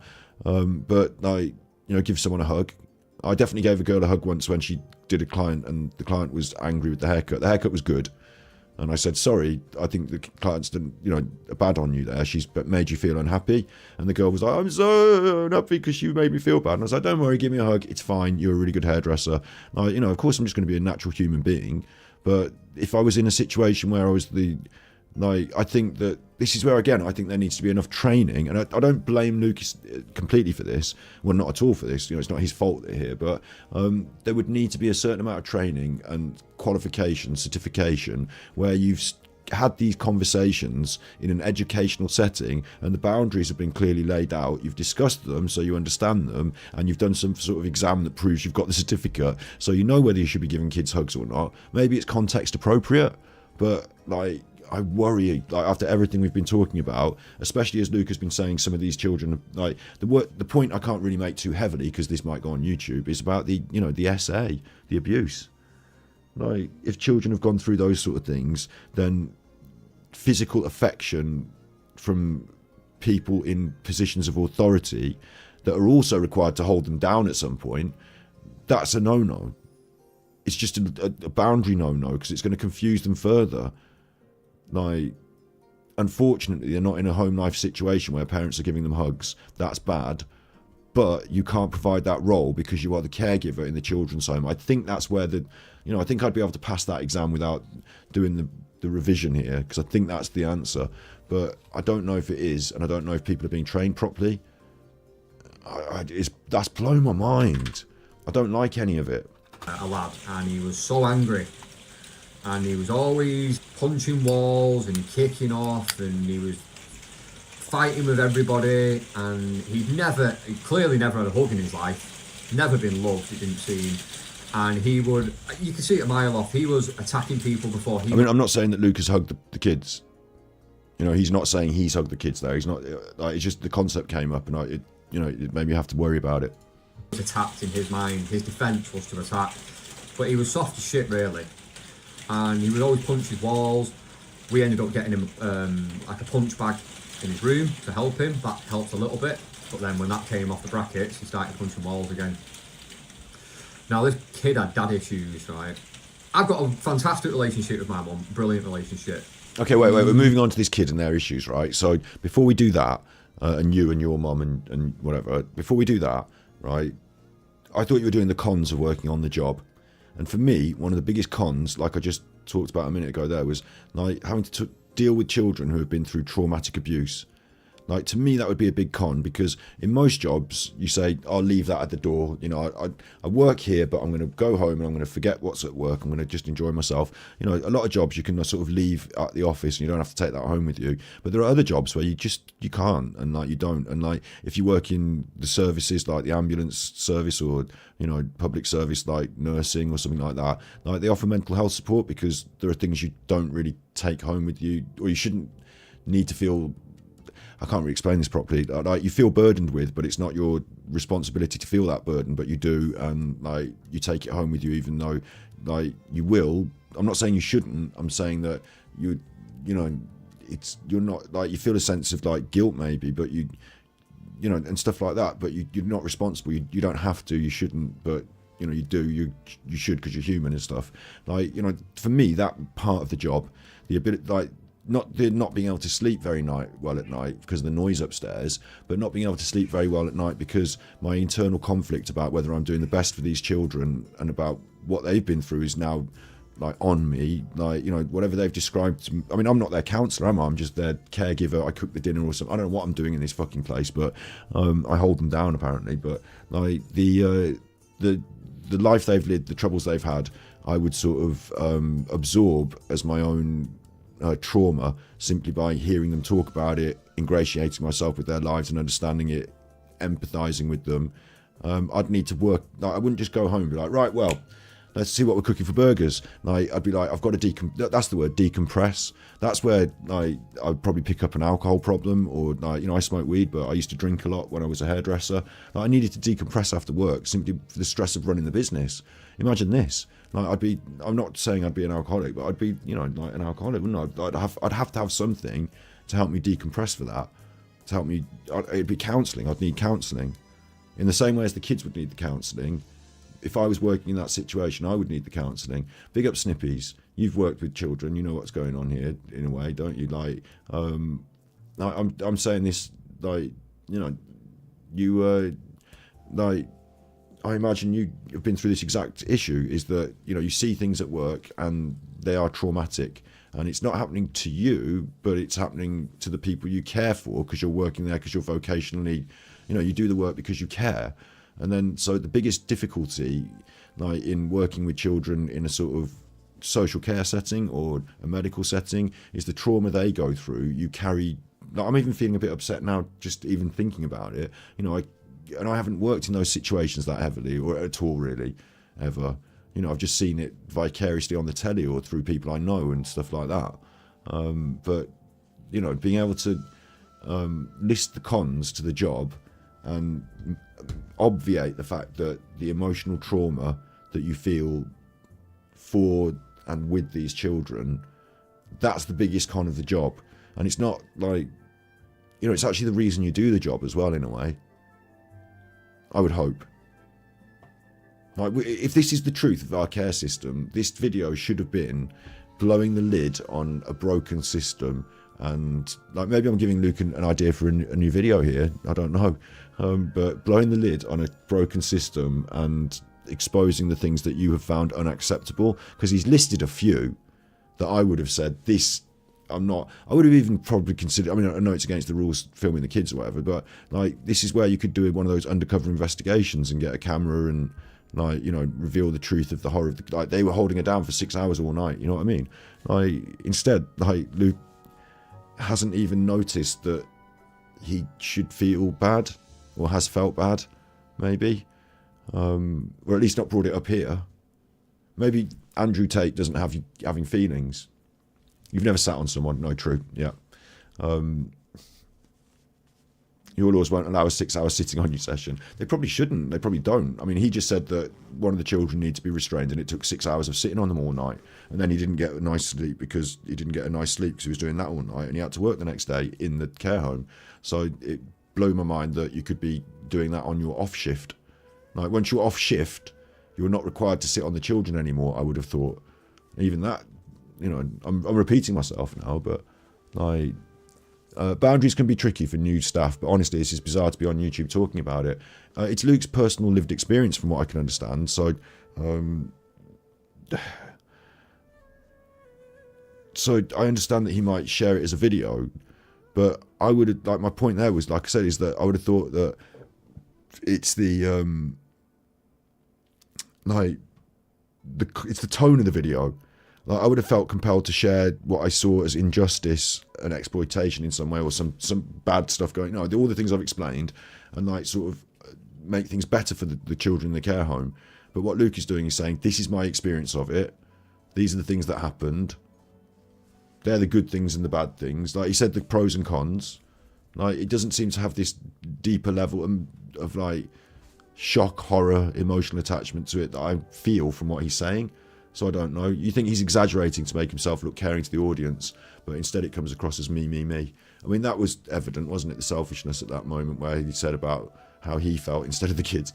He may have thought he was doing the right thing. Yeah, he told them, I mean, there is that. We looked at that as well. They told him this is what you do, so he did it.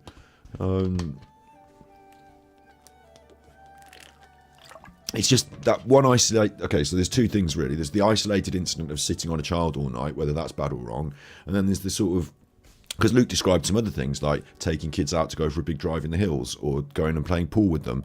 Like, playing pool, like my next question is that a pub? Is that an adult drinking establishment where the pool table is, or is it a pool hall, or, you know, where's that going on? Like, there were these other like sort of things that I think Luke has stated happened, but not made a big deal about it being some sort of endemic breakdown in the system that allows for predation by predators or something. Like, it would seem really obvious to me that those are sort of like potential negatives in the system. Yeah. Mine and my dad's is a little bit off. We're very, very, very similar, and I think we kind of rub each other up the wrong way. However, I do love my dad. If he does watch this, then there you go. Said it. We just have never been able to get on for more than 5 minutes at a time, but I wish him no harm.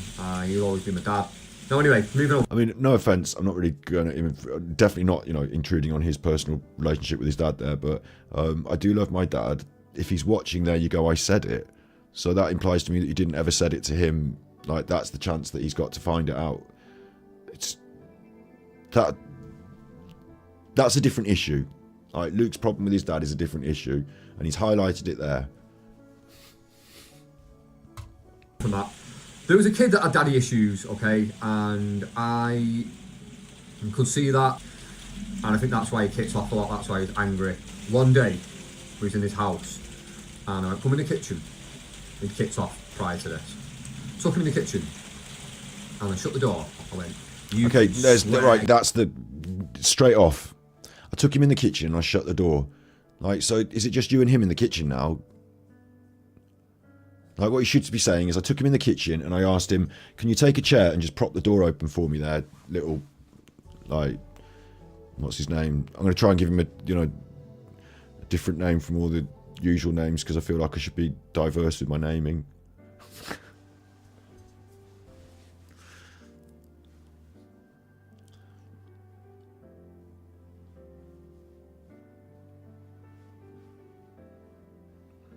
Oh, Jimmy. Okay, Jimmy Mohammed. We've had Mohammed's quite a popular name. That's actually the most popular name.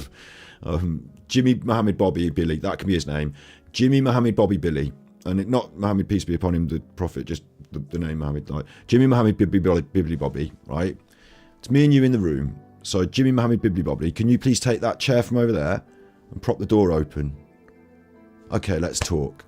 And then later on, when someone says anything or whatever, I can say, tell the policeman what happened. And Jimmy Bibbly Bobby Mohammed say, well, the first thing he did is he said, take that chair and prop the door open. Yeah? And then what happened? Well, nothing else bad happened, did it? Because you can't accuse me of doing anything bad because I've asked you to open the door and keep it propped open. You feel that you have the means to escape. You are between me and the door. You are the one opening the door and propping it open. If you want, you can leave. Like, you know, like, we're going to have this conversation in a private area, but because there's this issue with me being this adult and you being this child, like, there's a safety issue that I have to protect myself against, which is not, I'm compelled to rape, I said the bad word, grape a child, but because people say things and accuse people of things, there's that as well. But I don't want you to feel that you're trapped in this room. Like, so I think the best, I don't know if they teach this to these people, but the best thing would have been to take them maybe out into the garden or somewhere like that. Like, I don't know what the time of day was, the temperature, but like a place, I don't know, we don't want them running off from the garden, do we? I don't know. But like, I don't think they should be felt trapped in any particular situation with you. And I don't think that it should be a private one-on-one, like, yeah, I just feel that whole concept. Yeah, I don't need to say any more, do I? You can shout, you can say what you want. It's me and you. Anything goes there now, don't hit me. But anything goes. Right. Swear, get it all out. And I sat him down. Is that really a good thing for, like, this might be a sort of instinctive thing you've done. Or it might be that you've learned about child behaviour and how to deal with these issues. But I've heard that the studies done that, and I've heard the studies done that actually, you know, screaming and yelling and shouting and swearing and smashing things up makes you more angry and more upset, and that like meditation and breathing techniques and other ways calm you down.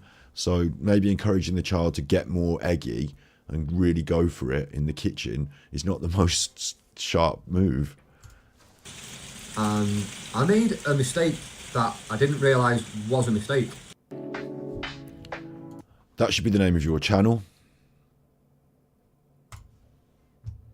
to the fact that I have not, and I sat him down, and I made a mistake that I didn't realise was a mistake. I let him into the fact that I have not had a great relationship with my own dad. Right. I said, I understand that you're upset, I understand that you're angry, I understand that you feel bitter, I understand that you feel rejection. I get it. I do get it. And he looked at me so funny. He'd never had someone relate to him. He'd never had compassion. He'd never... No, because what you said is, I understand. I. So the correct way to relate to somebody, to show them empathy, is to say, you have felt this, you have felt this. From what you're telling me, I'll tell you back what you've said to me. And I'll use the word you at the start of the sentence, because I'm not concerned with what I feel and what I've been through and me and my. I'm concerned with you and what you... Like, no counsellor is going to sit there and tell you, yeah, that's interesting what you said, so listen to me about me. Like, that's never going to happen. I'd understand him before. And for someone to say to him, I understand. I get your anger. I relate to it. I know how you feel, to a degree. He didn't know how to deal with it. You didn't know how to deal with it. So, but I didn't know at this moment. So he was just kind of staring at me like confused. We had this chat and I thought like, that's helped him. After this chat, the way he was in me was, he couldn't leave me alone, but in a way of like, he wanted to fight me. And in hindsight, that was kind of his way of showing affection in a way. I know it's hard to understand that. I still don't understand it, But you're talking about it on the internet as if it's a fact. But the facts of the matter are, after being locked in the kitchen with you, every time he saw you afterwards, he wanted to fight you. So to any other member of staff, that would seem really worrisome. he's never been shown like love or compassion or anything. He's only ever seen violence. Right. Love him up in the kitchen, get him on your side, but then he wants to fight you because violence is his only way of expressing himself. So he wants to love you with violence back. He wants to show you love back with violence. So it's going to be a sort of, don't even get me saying the words. Don't even get me making that next step. Don't even get me doing it. So that's how he communicated. That was my experience. Would I do it again? Maybe he enjoys being held down for 6 hours. Probably not. I think people need to really think about if they want kids. Because if you... I mean, what do you mean by that? You mean your own kids, don't you? You mean, you know, or adopting or whatever. You know, when you say people need to think about if they want kids, you are honestly going to go on to say, you know, and take care of them well. And I think people need to really think about if they want kids. Because if you don't and you're not ready for it and you can't handle it and someone else has got to look after them and they go into the care system, it isn't a great environment, really. Generally speaking, it's not great. Only takes one kid to come in and, you know, spoil the progress of everybody else. So he said it wasn't a great environment, and I was going to say why. I thought you were doing a good job working there and all the people were good, but apparently it's not all the people are good. And it was a kid he blamed.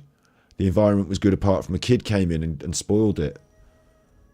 Well, like, welcome to working in a children's home. Children are going to come in and be very difficult. Probably each new child is going to come in with their own set of difficulties every time. You're going to have to get used to that flow and that process, and it is going to be difficult. But you don't blame the children for causing the problems in the children's homes. The problems of the children, their dysfunctions, are exactly the reason for having the children's homes, and your role is to try and calm and like provide and help them through with those problems. Big respect to the staff that do this job, the ones that care, massive respect. Big respect for the ones that continue to do it and deal with the mental struggle, the physical struggle that comes with it, and the physical struggle. Shite money. Big respect to you guys. Oh, it's big respect. I thought it was the kids again. It's not, it's you. It's if you can deal with the physical and mental struggle working there, fair play, fair play. Mental struggle, the physical struggle that comes with it, and the shite money.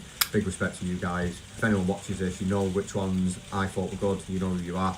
Would I advise going into it? I wouldn't advise it, but if you feel like you can make a difference and you can handle what comes with it, go for it. And yeah, I suppose the message to take from this is you need to be very, very prepared if you're going to have a kid. You need to be prepared to raise this child until they're an adult. You need to stick by them. You need to take any crap that comes with it. Is that the message that comes from this? Because at no point did we talk about that. That's your feelings about fatherhood. But from working in the children's home, if you could give me your final thoughts on that instead. Because we don't want our kids ending up in the system. If everybody looked after their kids and was responsible and had the minerals to be a parent, then no kids would be in the care system, and it's not a great place. That's my message to you. I'm personally not going to make any comment about Luke's relationship with his I mean, I've told you what I think his relationship is earlier, because I think the questioning his position where he was living in relation to having the kid come outside the establishment with him and go on jaunts and stuff. Like, what the fuck was that, basically? Anyway, thanks for watching this intense video, and peace out. Yeah, it was intense. I'll agree with that. That was Break the Ice, Working in a Children's Home, Experience Series Part 1, Vlog Children Abuse. I mean, he's hashtagged it with the word abuse.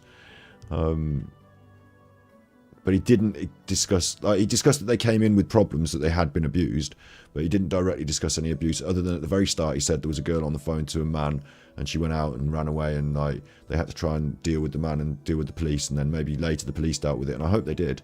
But really he didn't talk about any specifics of any abuse, although I would say the lying down on the kid for 6 hours sounded like abuse.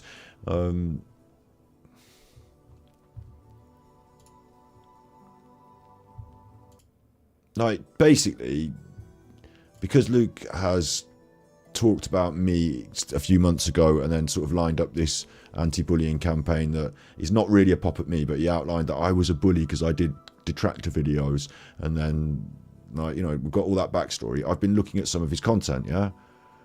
Starting with what I thought was probably the most egregious examples of his homophobia, or his... what have we had? We've had Sam Smith homophobia, we've had Andrew Tate misogyny, but I didn't realise that one was on there as, like, potentially the worst one, in a far more serious way. It's fair comment on the internet. I'm not doing anything to cause him alarm and distress, intentionally. Not thinking about him watching this and trying to send it to him. I'm not making him any comments on his thing or anything. I'm just... but there was no series. No, that wasn't a series that happened. That was episode 1 of no series. So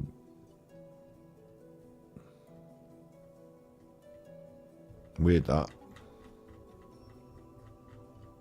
Lolcow in the making. Potentially, it could be worse. Could be worse. Could be nothing. Could be worse. It just. No. I mean, the video's only got 400 views.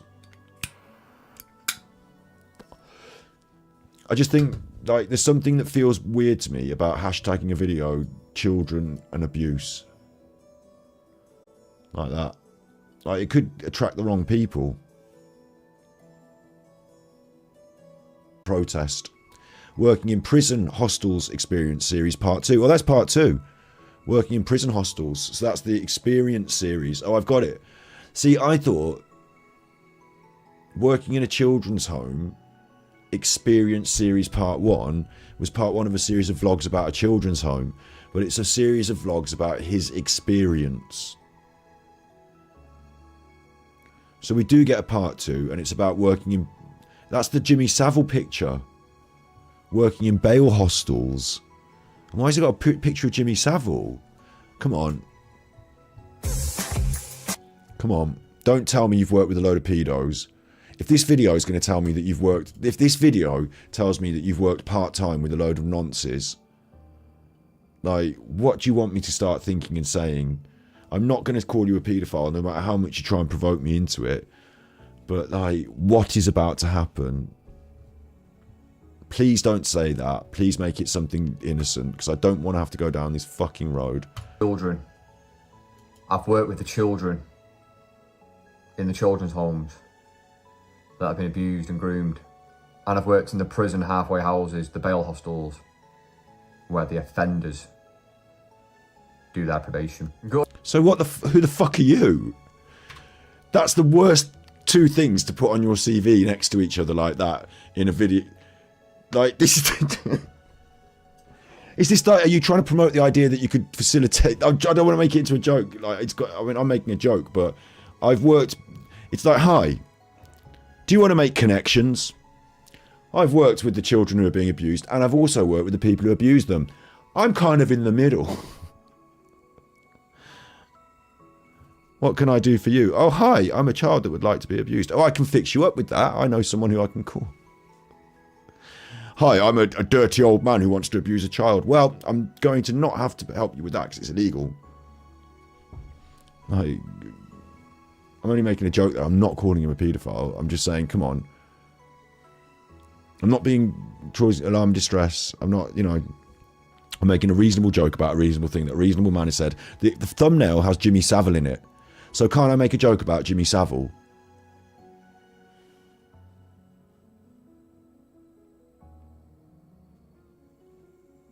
What you saying in chat is what you saying in chat. I'm just like, I have to do this now, don't I? Because he might delete it. I didn't know we were going down this rabbit hole. I didn't know this rabbit hole existed on his channel. I'd ignored this because I thought it was a thumbnail with Jimmy Savile, a clickbait video about talking about Jimmy Savile. That's what I thought this was. It's hashtagged Jimmy Savile prison. It's hashtagged Jimmy Savile. So...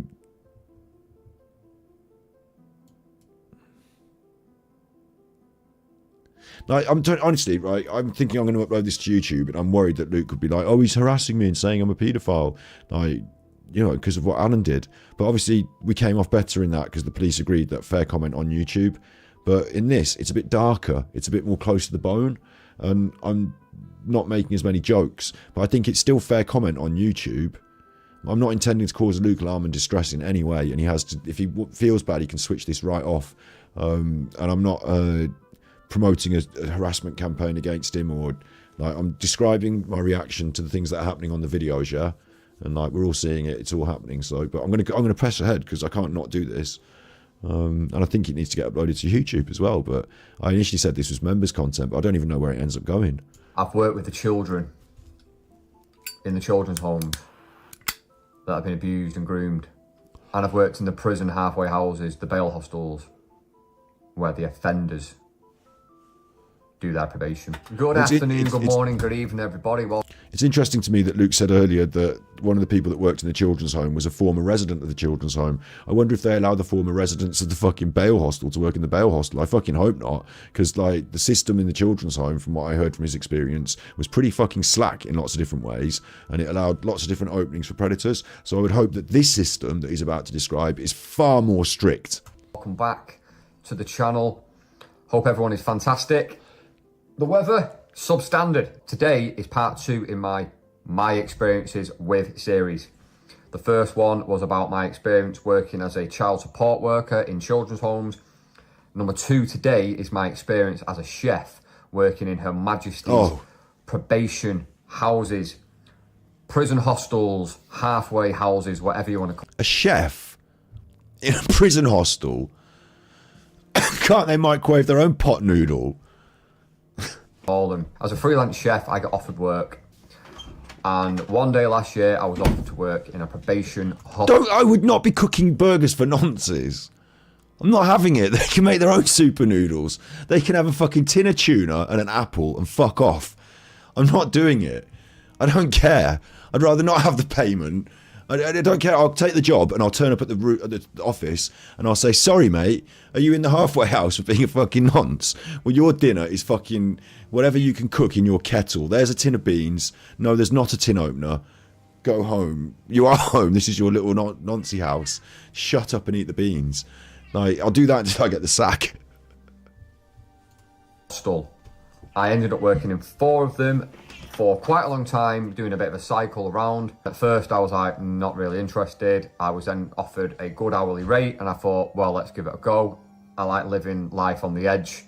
So this was living life on the edge, really. I didn't have a clue what I was letting myself in for, but I quickly learned what it was all about. I worked in 4 of these hostels, basically these probation houses, these prison houses. They specialised in different types of ex-prisoners, prisoners going in probation, in types of people. One of them was for people with special needs, educational difficulties. One of them had hardened criminals, some terrorists in there. One of them, I can't remember the niche. I think it might have just been kind of maybe petty crime. It was nothing there was no real niche to it. One of them was paedophiles, which was where I ended up doing a lot of my work. Quite eye-opening that, and I learned a lot of things about that and about how they operate. Very eye-opening. Oh my God! Wait! I just had to go bathroom. I've got to stop this. I was going to say, what did you learn? Like, because I thought he was going to say I learned about cooking or organisation. He actually learned about noncing, and he focused on going to the nonce house. Like, what the fuck is going on?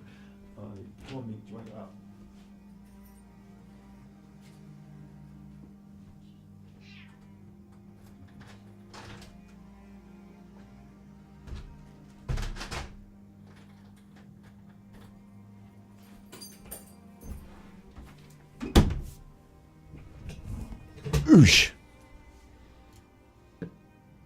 Not always how you'd imagine. My first day was at the hostel, which mainly housed these child sexual offenders. So when I first went in, I was given a key alarm. Yeah. You're fucking not going to hear that going off. I'll tell you. I'd tell you what I'd do is I'd hand it to the non. Hand it to the nons. Say that, look, you're gonna need this. Why? Because you've got 3 seconds to pull it. You handed me an alarm so that I'm dangerous. So they're dangerous to me, isn't it?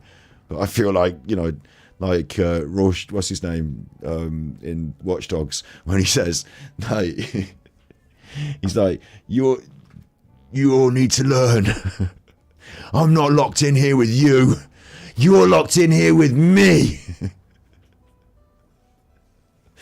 Like, you got your alarm. Yeah, got your alarm. Like, do you need that though? Because are you going to be interacting with them or just cooking dinner in a canteen? Like, if I work in the canteen, like, why have they even got a canteen?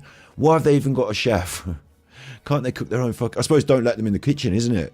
Don't let them on the kettle. Don't give them the knives. Like, maybe it's that. Like, just let them eat sandwiches then. Give them loads of sandwiches. Spam. I mean, I'm vegan. I don't want to eat spam, but they can have it. Spam sandwiches. Cold spam. Have spam. Order them a fucking pizza. And like, oh, you can't be ordering them nonsense pizza on taxpayer money. I'd rather do that than fucking the threat of being stabbed while I'm cooking for them. Here's a nice salmon velouté. Enjoy that, you big nonce. Tell me about what it was like being a nonce. It had a red button on it, and it had a key at the end that you pull. Now, the red button, if I remember rightly, it got all of the office staff to run to the kitchen. The key that you pull, big alarm, might have been the other way around. You don't even know how it worked. What happens if you were getting... Don't... Say it was the pin you pulled. I quote, that gets half of Manchester Police Force to the hostel. On one side, I was like, okay, well, that's good. Is that if you've got... Wait. Is that if you only pull that if you've managed to grab a child from the children's home and drag them into the hostel? Then you pull that after the police, and they're not there to arrest anyone. I'm joking. That is a joke. You might think it's bad, but it's a joke. Joke's a joke, but being silly is being silly now. Are you coming in or are you out?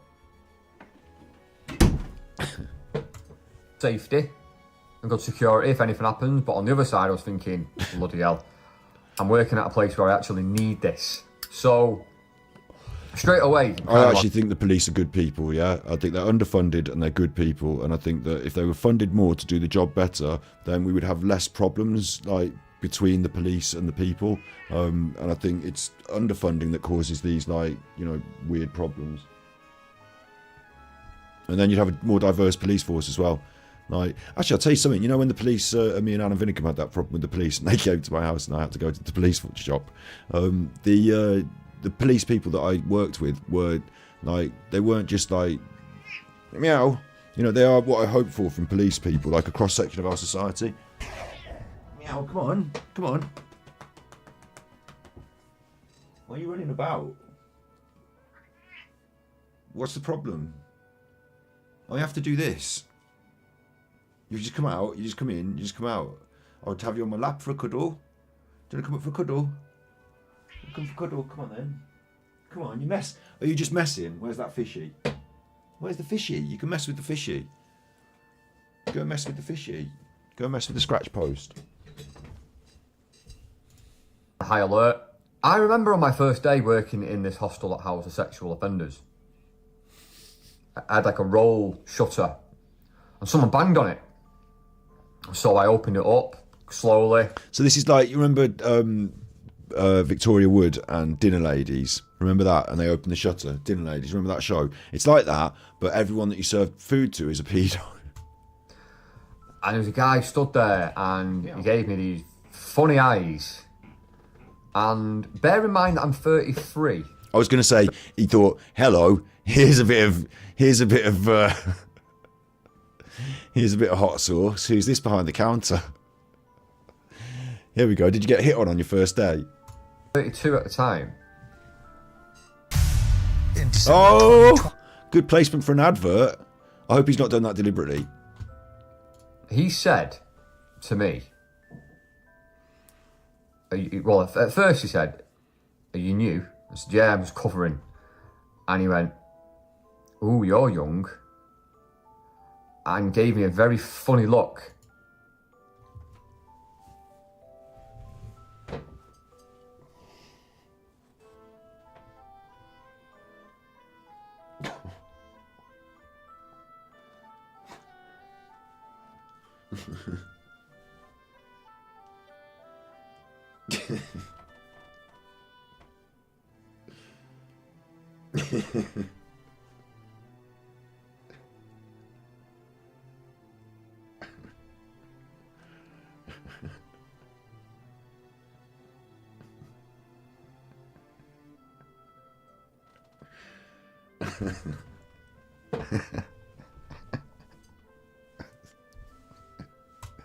Very uncomfortable.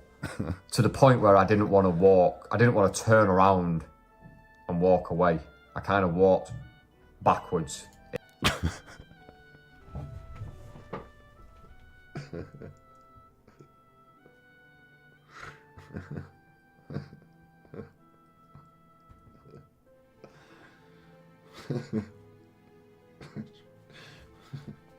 Where's the alarm? Where's the alarm? Where's all the police in Manchester?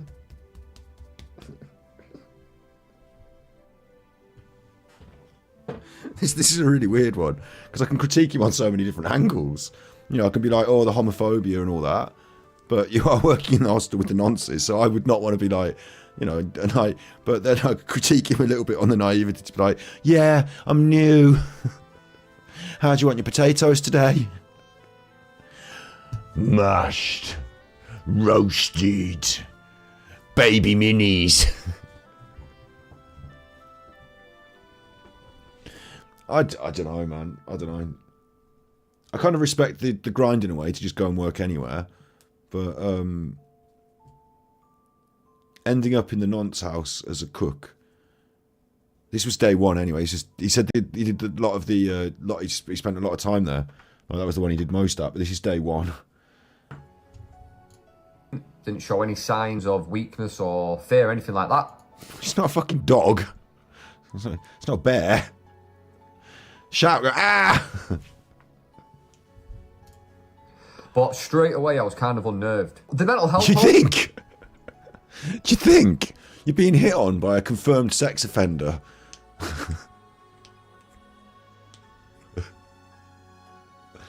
Unnerved? I'd be like, you're not getting any fucking dinner now. When he said, you know, you look young or whatever, I just say you're not getting any dinner now. Jog on. I'm in charge of the fucking dinner around here, and you've just done that. This button fetches half the police in Manchester now. Fuck off. I don't know, man. I'm just like, what's going on? I sort of slowly backed away from the counter. I held my own. I got right up against the fridge. Where's that? Where's that spatula? Where's that spatula? Didn't take my eyes off the fucking nonce. Whole time. Eye contact the whole time. No real problems, to be honest with you. Apart from that. Went in, did my job, left, no real interactions. Yeah, that's what I was going to say, is it should really, shouldn't it? If they're easy, I just still don't understand how we're catering for these people. But, like, if we are catering for these people, can't you just leave it all on a tray? There's your chips, there's your burgers, there's your beans, I'm out. The kitchen is closed, you can fuck off. Put all your pots and pans and empties, put all your empty plates in a big rack over there, and then fucking wash them up yourselves, you pricks. People were very quiet there. The one that housed hardened criminals, they more just sat on their tables in their groups. They didn't really converse with me that much at all, which was fine. Weren't rude or anything like that. They just came in, had the food, and... Listen, if they knew you were also working at the nonce shop... What are we calling it? The Noncy house. If they knew you were also working at that other one, right, then they might have wanted to say some things to you when you served them. Like, do you know what I mean? Like, God damn it! Like, you're in so... I can't believe the naive... Like, again, maybe Luke is just this naive.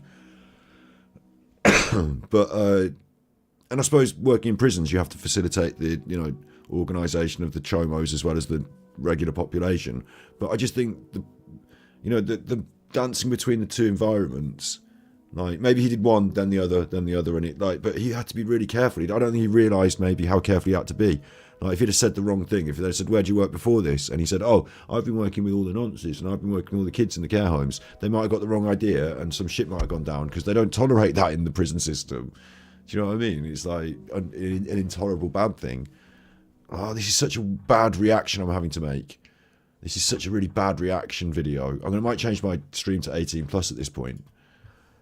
We got on with it and left. The home where they spoke to me the most and interacted the most was the one for the child sexual predators. Do you think? I wonder why. You don't want... What? You're right, Jamie. Regardation, please, could have a field day with this. But it in itself is bad. And it really got me kind of into their psyche. Did it? I'm done here. You can detract yourself. You can detract yourself, you nutter. I'm done. What do you want from me now? What do you want from me? You can have my cardigan. You can have my blues shirt. You can have my headphones. You can do the job. I don't fucking care. What do you mean? You're supposed to cook them their chips and fuck off home. You're not supposed to get into their psyche.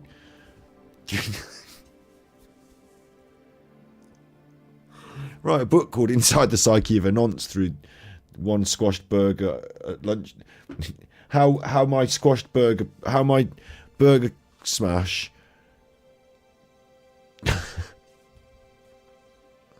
Just call it nonce burgers. Just call it nonce burgers.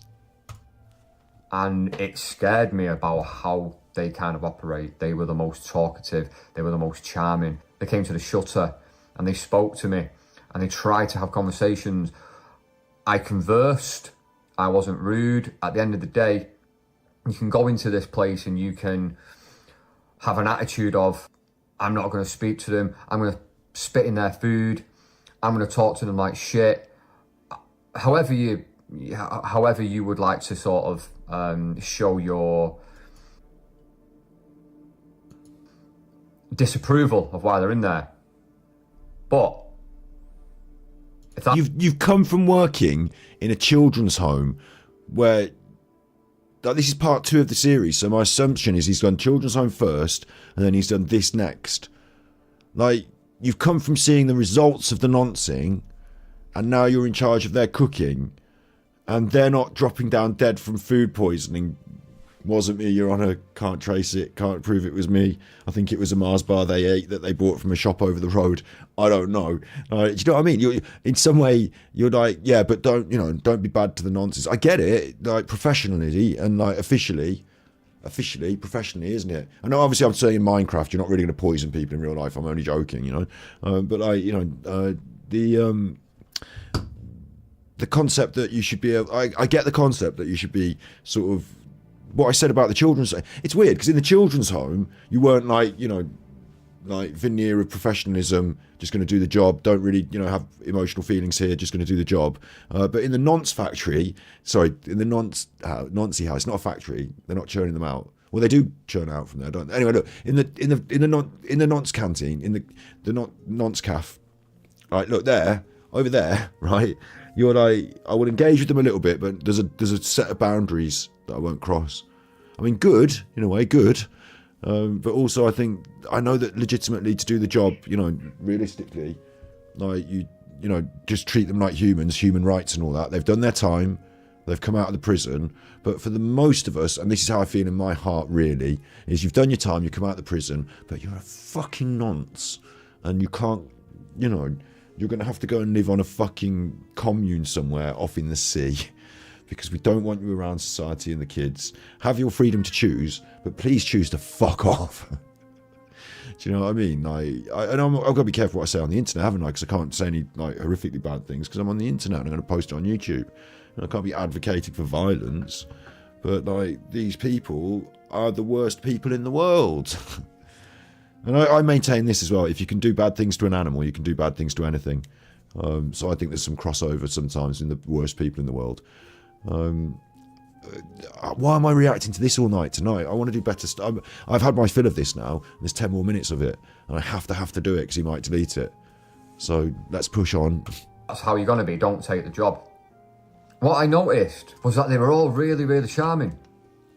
They like to talk. They come to the food pass and they would compliment the food. That's because you're the only chef that's not spitting in it. How good it was. They would say, could I take a dessert up for later? They were really, really grateful. They would ask me what I'm doing on the night and on the weekends. It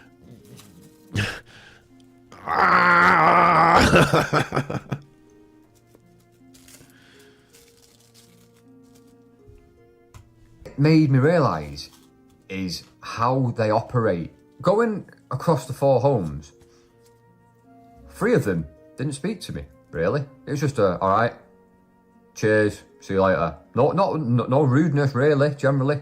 Do you realise that to them, they've been in prison, yeah? So the ones that haven't been in prison for noncing, the other ones, they've been in prison. So you to them represent a sort of formal institution, like you work for the institution. You're there to serve their dinner, got it? They respect that, like they want their dinner, but like you work for the man. Like, do you know what I mean? Like not in a chauvinistic terms, not in like patriarchal terms, but like in terms of, damn the man, save the empire. Do you know what I mean? Like you work for you are the I don't know how many. I got no idea what the situation is in these hostels, whether they have like prison guards there or whatever. But you are you're on the side of the authority there, aren't you? You're on the side of the authorities. You're like, they're not going to have like. They're not going to be like, let's be friends with the guy who serves me dinner in the canteen in the prison hostel, are they? Like, of course they're not going to really want to talk to you. Like, I don't know. Just in the dining room and out the dining room. You're right. I do wonder what you had to cut out. Like in the main, I'll accept this though. I'll say this. In the main with the edits, you can look through your edit and you can think, oh, that didn't sound good, or I cut that out, or it might be that like you sneezed or had a sip on your drink or looked at your words again or stuff like that. So there's a lot of stuff in my edits when I was doing ASMR. Like that's why I can't do live ASMR. And it wasn't because I was doing weird shit in the background. It's simply like, I might go, and then that's got to be edited. And then like, you might get a tickle on your nose and like you're watching your own video in the edit and you're thinking, I'm tickling my nose there, edit that. There's lots of reasons why you might edit some bits out, but there are lots of edits in this, yeah. See you later. That was it, really. They just wanted their time to go quick, and they wanted to go and move on with life, do whatever they do.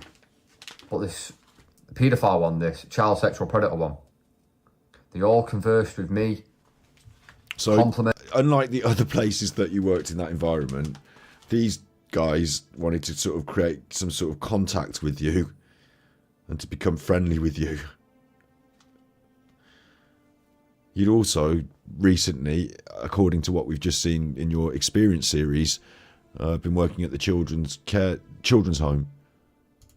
My food, I was the best one, and it really made me realise how paedophiles operate. Obviously, I'm not a child, but made me realise how paedophiles operate with children. They use charm, they use compliments, they want you to feel secure. They want. I'm not going to counter that and say no, that's not right, because I don't know. Yeah, but I thought they might use force sometimes. I thought you know, they grabbed them and like. I don't want to go into any further details than that, obviously, but I didn't realise that Luke had this deeper insight into how to groom a child. I certainly didn't. You to feel good. They offer to do favours. Let me go and get these plates from the table. Let me grab that. Let me wipe. Give me the spray. Let me wipe that down. I was just slowly seeing this and working all out, and I was thinking on one side, like, you guys. Were you letting them do that? Were you giving them the spray? Or you were obviously saying no? Like, you just cold no. Not no, this, that and the other, just no. And then just walk off, yeah? Like, no, sorry, no. Well, or I suppose on the other side of the coin, what I was saying earlier is, like, if you're out there on the floor in the canteen and you're wiping the tables and you're surrounded by pedos, then I'm going to say, fuck this, wipe your own fucking tables and just not do it. And if I get reprimanded at the other end by my boss, oh, you're not wiping the tables, you're making them wipe the tables, I'd say, yes, I am. I'm not going into that room full of pedos and wiping a load of tables. What do you want to do about it? Sack me or leave me to just do the job? Because not many people want to come and work in the fucking pedo cafe. So... I'm in here because you molested children. But you could pass most of these people in the street or talk to them in the pub and you wouldn't know why they were in there. You wouldn't know what they'd done. It educated me on the bigger picture. If they're strangers, yes. But in your local community, you have the ability to... Like, there's rules to... Like, there's, like, registers. There's laws. Like, you know, you can find out if you're living next door to... Look. Of how dangerous they are and the tactics that they use to groom and to try and gain trust. Paedophiles rarely have paedophile written on the forehead. They're not the guy from Family Guy, that old man, Bert. With a little... He whistled, didn't he, with his teeth? Howdy ho, little boy. Would you like to come get some apples? See my puppies? I think that was about... It's called. They're not obvious. They're in the pub, they're down the road, they're next door neighbours, they're people in the street, you pass them. Look, you're winding me up now. They're not my next door neighbours. I'm not passing pedos in the street. Not in my street, I'm fucking not.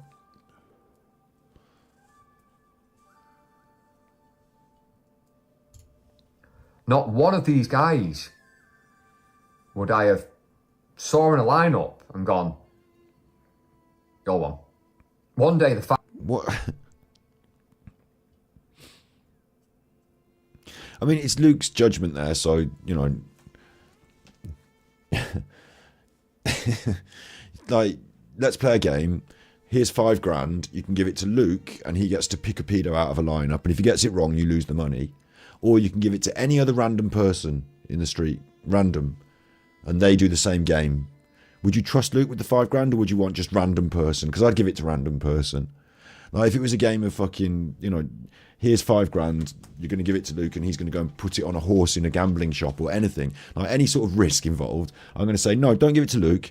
And they're going to say, who do you want to give it to? And I'm going to say, well, I haven't got anyone else. And they're going to say, well, we could choose a random person from the street. What about that? And I go, okay, odds are random person's better. But I agree, you know, they don't all just look like Savile or whatever. But I also think, like, Luke telling me that these people just, you know, you couldn't tell they were pedos, couldn't tell, like, by looking. Obviously, you can't tell if someone's a pedo or not by looking at them. But, like, any other sort of, you know, intuition or ideas about, you know, personality and stuff like that, Luke's got a base read on them and said, I couldn't tell. But maybe you could. Maybe it's just Luke can't. Do you know what I'm saying? Like, not by looking at them and picking them out of a lineup, maybe, I don't know. I mean, I don't know. Like, it's not a genetic feature that you have, but, like, can't you spot a creep? My worry in all of this is that Luke has somehow positioned himself betwixt. That's an interesting question, Jamie. I don't know, and it's a very harsh question. Maybe you should ask it to Harsh. Luke has positioned himself betwixt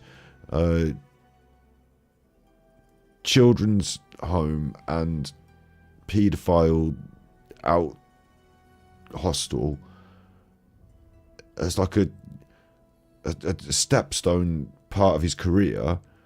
And like this video, like the main standout point to me is that there's no sense of rage and anger and like resentment, and that's very big of him to be so grown up as to sort of, you know, treat them like human beings.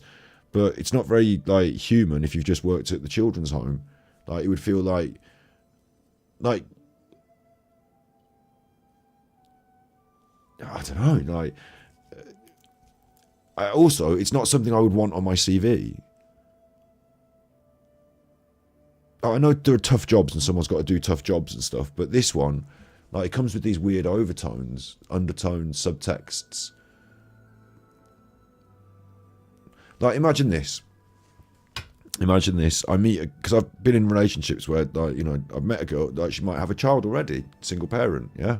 And then I tell her over dinner, yeah, and then I used to work in the, you know, the children's home, and she's like interested, and we talk a bit about that. And then I said, and after that I went to work in the prison for the nonces, and then after that I went to work, and she's like, with the what, sorry? You know, wouldn't her ears pick up, and wouldn't people have questions and worries?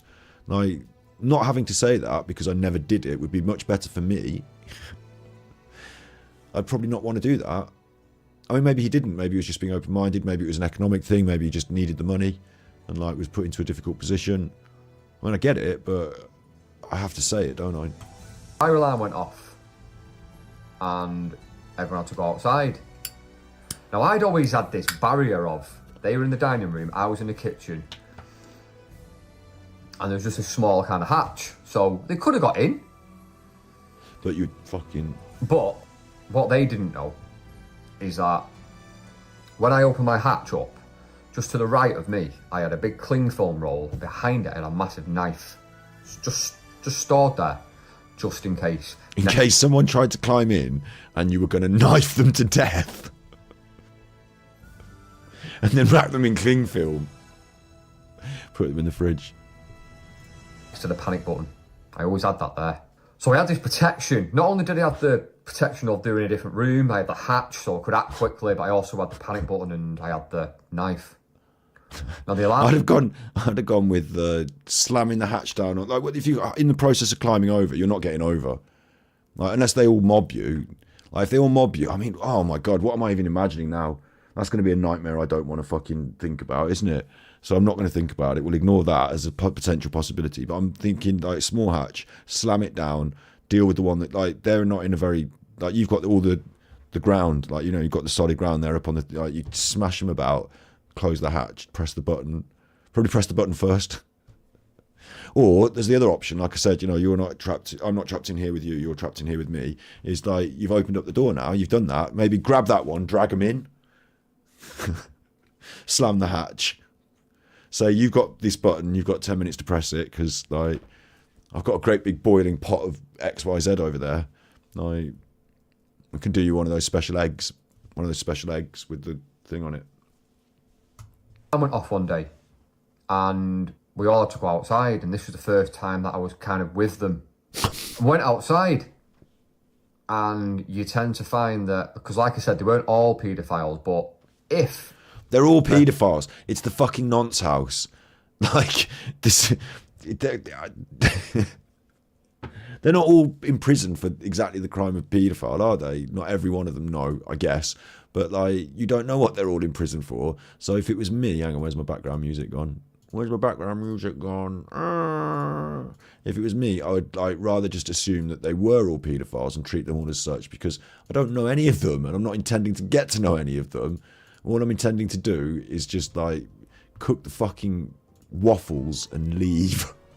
That's what they're getting today, waffles. Cold bird's eye potato waffles, come frozen, put in the microwave, slammed onto a tray, set out. I open the hatch, slide the tray under and slam it down. And they have to just fight for waffles. They can fuck off. Child sexual offender was to go to a hostel, it would be this one. I went outside when this alarm went off, and you'd find that the sexual offenders would kind of be together. And almost like in prison, you had the non-child sexual offenders that would be on like the other side. All right, fair play then, if some of them are not. Fair play. I want to go anywhere near him. And this guy was on his own, and he was like, I ain't going over there. I'm not going to sit in with them. I'm not going to sit in with them. Absolutely. And he was like, I can't believe I've been sent here. And you have to question whether he is also one and he's just trying to, like, give you the impression that he's not. You have to kind of feel a bit of sympathy for that. Right, yeah. I mean, you've committed a crime, so you're here for a reason, but nobody wants to be mixing with the child offenders. And he was pissed off. Except apparently you. You're the...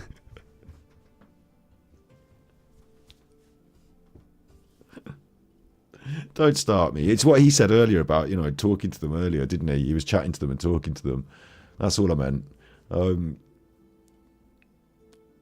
Again, like, okay, you've managed to get yourself outside with the general population here, and you're just the cook. But this is one of those jobs, I suppose, where I would, no, joking aside, I'd say if you're in this position, you would go in, you would not talk to anyone, you would do your job, and you would leave. And you would try not to make any sort of lasting personal relationship, not give out any personal information or anything at all to any of these people. You know, I'd probably wear a face mask, like a, you know, hygiene, you know, reasons, you know, like a mask like that, like, you know, like for the, you know, I'd probably wear something like that, and I'd just get on with my job, and, like, you know, no one would talk to me. Like I said, in real, you know, not joking, I would do that thing with the hatch. Like, I might not just give them just waffles or whatever. I'm obliged to cook them, I would cook. But I'm not going to be, like, spooning it on their plates and shit like that. And if anyone's got a problem with it, they can fucking sack me. I'll put the food out through the hatch. I'm not risking anything. They've got the food. Deal with it. Washing up's done by them in their rooms. I'm not going out there. Leave me alone. He did not want to mingle with these people. There's some people that didn't come in the dining room at all, because all of the child sexual offenders came in that dining room. There's no shame. They want their food. That's the most important thing. I mean, there is shame. You mean they felt no shame, yeah? There's no real shame about what they've done. Yes, there is. I mean, are you saying they don't have shame, or there is no shame? I wonder if he's choosing his words poorly, or if I'm just getting the wrong end of the stick there. Came in that dining room. There's no shame. They want their food. That's the most important thing. There's no real shame about what they've done, in my experience of the few months that I was there. But the normal offenders, the ones that hadn't abused a child, they rarely came in there. They didn't want to mix, which I fully understand. Who would? I was coming back in actually from this alarm, and this one guy said, "Your portion sizes are shit," which I didn't realise they were. But what are you doing mixing? You're a member of staff, and everyone is going back into this environment. So either you wait to the end and all walk in together as members of staff, or you all go in first. No, you can't do that, can you? You go in at the end, don't you, as a member? Like, everyone goes in, right, and then you sort of follow them in as a group, as a member of staff. Are you just mixing in with them now? Like, this was a naivety of Luke's. Like, I just, maybe it's just me and street Scotty. Do you know what I mean? But I would have just think, I'm not going to accidentally be in a corridor, like, bumbling along, like, in this situation myself, hopefully. And if I had to be, and they were like, okay, time for everyone to go in. In you go, Scott. In you go, Scott. You know, my boss or whatever. Or is he just the only member of staff on the scene because they only need a cook? I don't know what the setup's like, but I would be like, no thanks, after you. No thanks, after you. No thanks, after you. And I'm not going to budge on that because it's basically my safety. In that moment, and this one guy said, your portion sizes are shit. I'd be like, you're a fucking child molester, so eat your fucking, you're getting nothing tomorrow. You see how you'll see my portion sizes tomorrow. I will deliberately, I'll spend all night if I have to cutting baked beans into tiny baked bean shapes, tiny little baked beans. I'll spend all fucking night doing it if I have to. I'll cut tiny little French fries out of tiny little potatoes. They'll love it because they fucking like tiny things because they're pedos. But I'll give them the tiniest. I'll put it on a little mouse-sized plate like that. Little plate out of a doll's house. I'll do it like that. Plate it up on a doll's house. Little chips. Right, you're right, Minky. Little chips, little beans, like that. Little tiny little burger, little mouse-sized burger. And when he comes to the hatch, I'll fuck it in his face like that. I won't do any violence. I'm joking. It's a joke, but you know what I mean. I would smash the burger on the hatch. It's making me cross. Imagine being critiqued by a paedophile. Imagine being critiqued by a paedophile. I mean, I'm joking here because I'm critiquing Luke. I hope no one thinks maybe if he critiqued me, but imagine being critiqued by a paedophile. Yeah, I've been watching those miniature food videos again. I like them. Imagine being critiqued by a paedophile. What do you want? What can you possibly want to critique me about? You're a fucking paedophile.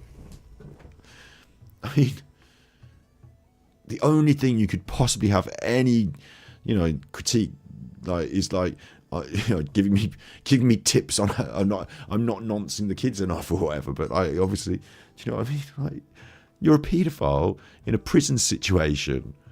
Like, eat your fucking dinner. What's Luke gonna say? I don't know. Me and my temper is not a big deal, to be honest. Right? I don't have like a big dangerous temper. Like, but me and my principles, that's a deal. So how I'm saying this now as an honest reaction. I probably wouldn't cause any violence or anything, but I would say, hey, fuck you and your portion sizes. You're in here because you're a fucking. Do you know what I mean? These words would be on my tongue. I'm shocked that they would do it as well. That you'd be receiving critique from pedos on your cooking. I mean, is your cooking that bad? Even pedos don't like it. Oh no, they said it was really good. They said his cooking was the best, didn't they? His was the best cooking. The pedos, Luke's burgers, as quality control guaranteed, as approved by pedos. They didn't want to mix, which I fully understand. Who would? I was coming back in actually from this alarm, and this one guy said, "Your portion sizes are shit," which I didn't realise they were. But in that moment, I didn't know what to say because I felt right in that moment I was in prison, and you don't know how to react to that. You fucking. How did you react? So they said, "Are they?" I said, I'll make it bigger for you, mate. On reflection, I think I did make them a little bit small, but it's. You just kowtowed to the angry nonce. Are they? I'll do them bigger. Please don't hurt me. I mean, I don't care if I'm the biggest one, if they're bigger than me or whatever. We're walking in a corridor in an institutional environment. I'm assuming there's other staff members around. I'm hoping I'm not the only member of staff on the scene here and just, in this corridor, because I wouldn't go in the corridor. But I don't care about your opinions on the portion sizes because you've committed one of the most heinous crimes that I can think of. Yes, I'll make them bigger. So I'll make it bigger for you, mate. On reflection, I think I did make them a little bit small. But it's a tough world to be in, that. Yeah. And you do have to be on guard. And On guard in case someone asks you to make the portions bigger. Praise to the staff, respect to the staff. They sit in an office, which is big office. The wall is full of cameras. All right, so exactly, there are loads of other people there. There's security, right? So, you know, you're not under the same danger as you think you are. There's like a momentary danger that you could be overpowered briefly, and then like the staff would be in and on. And if there was a fire alarm, there's loads of other staff around, and they're probably still outside, not walking in with the nonces at the same time, like, or waiting until the end, like I said, like in protocol.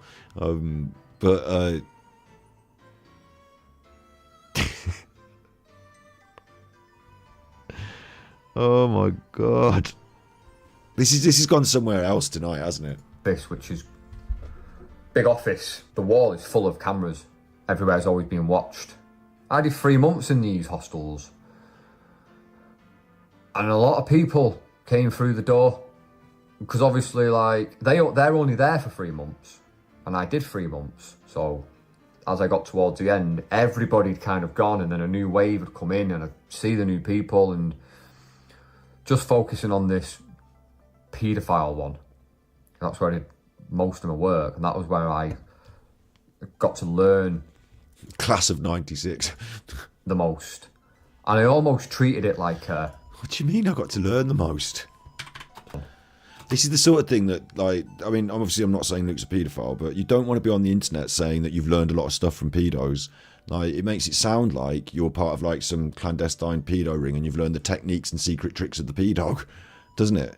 Instead of, like, whatever the fuck it is you meant about what you learned. What did you learn? I'm still a bit confused about what the message is here about what you learned. Just focusing on this paedophile one. That's where I did most of my work, and that was where I got to learn the most. And I almost treated it like a psychology experiment. Like a psychology experiment? What was the experiment? And whose psychology are you experimenting on? And what basis in psychology do you have? I literally showed you a proper sociology experiment earlier from Stanley Milgram. Where's the thesis? Did you write anything down? Psychology experiment and education in how they are. Because what I had was a first-hand account of knowing why they're here and seeing how they operate, how they interact. And I'll reiterate once more, very charming, very friendly. That's what he's like.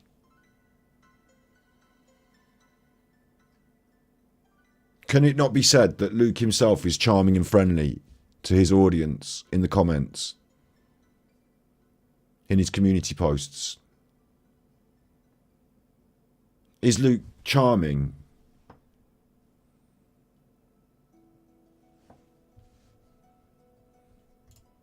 Very complimentary.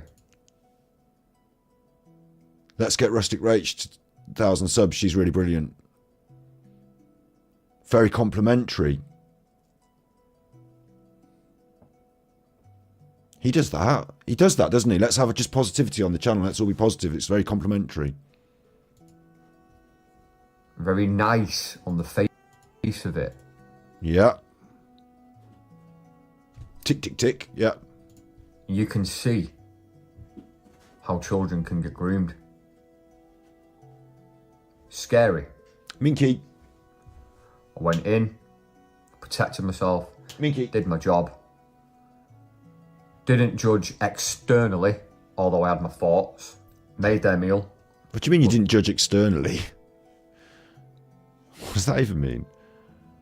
You had your thoughts. What are your thoughts? Polite and not rude. At the same time, having my thoughts in my head and reserving myself. Please, what are the thoughts? At any minute, someone could jump over the kitchen.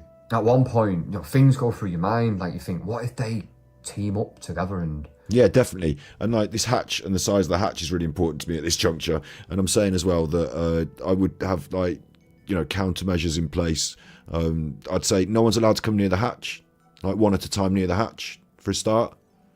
Like, so you're only, like, you can queue, but you're only allowed to come one at a time to the hatch, yeah? Like, there's a simple rule. And if any more people start coming to the hatch, I'm immediately closing it. Bang, duck light closed. The hatch is not open while I'm cooking. The hatch is only open during service. One at a time close to the hatch. There's a simple setup, isn't it? What if one of them goes and stands at the kitchen door, and then two of them jump through the hatch?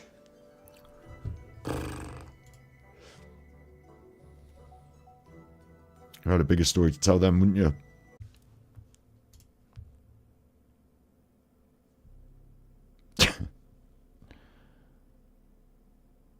Big ups, Ollie. I don't even know what that really means. But see what happens. Thinking back now, you know, it's pretty scary, really. Pretty scary, really. I just want to, yeah, whatever. It is. Well, yeah, lesson learned for me is that you never really know who these offenders are. You can pass them in the street, you wouldn't really know about them. And charm... Is that an embedded confession? ...is their number one tool. So I think that a lesson to take from it is, with our children, is to educate them on people that want to cause harm to them. You know, we don't want to scare them, but we need to educate them. People that want to cause harm, they rarely come aggressively. They rarely come scary. They rarely come intimidating.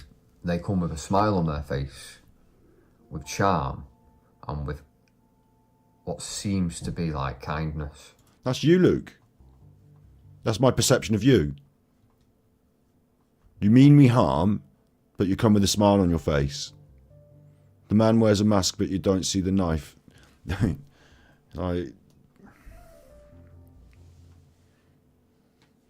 the devil comes with his whispers, but you don't see the devil. The man comes with a knife, but you don't see the metal. And that is what needs to be widely known about how they operate, and that is what needs teaching to children.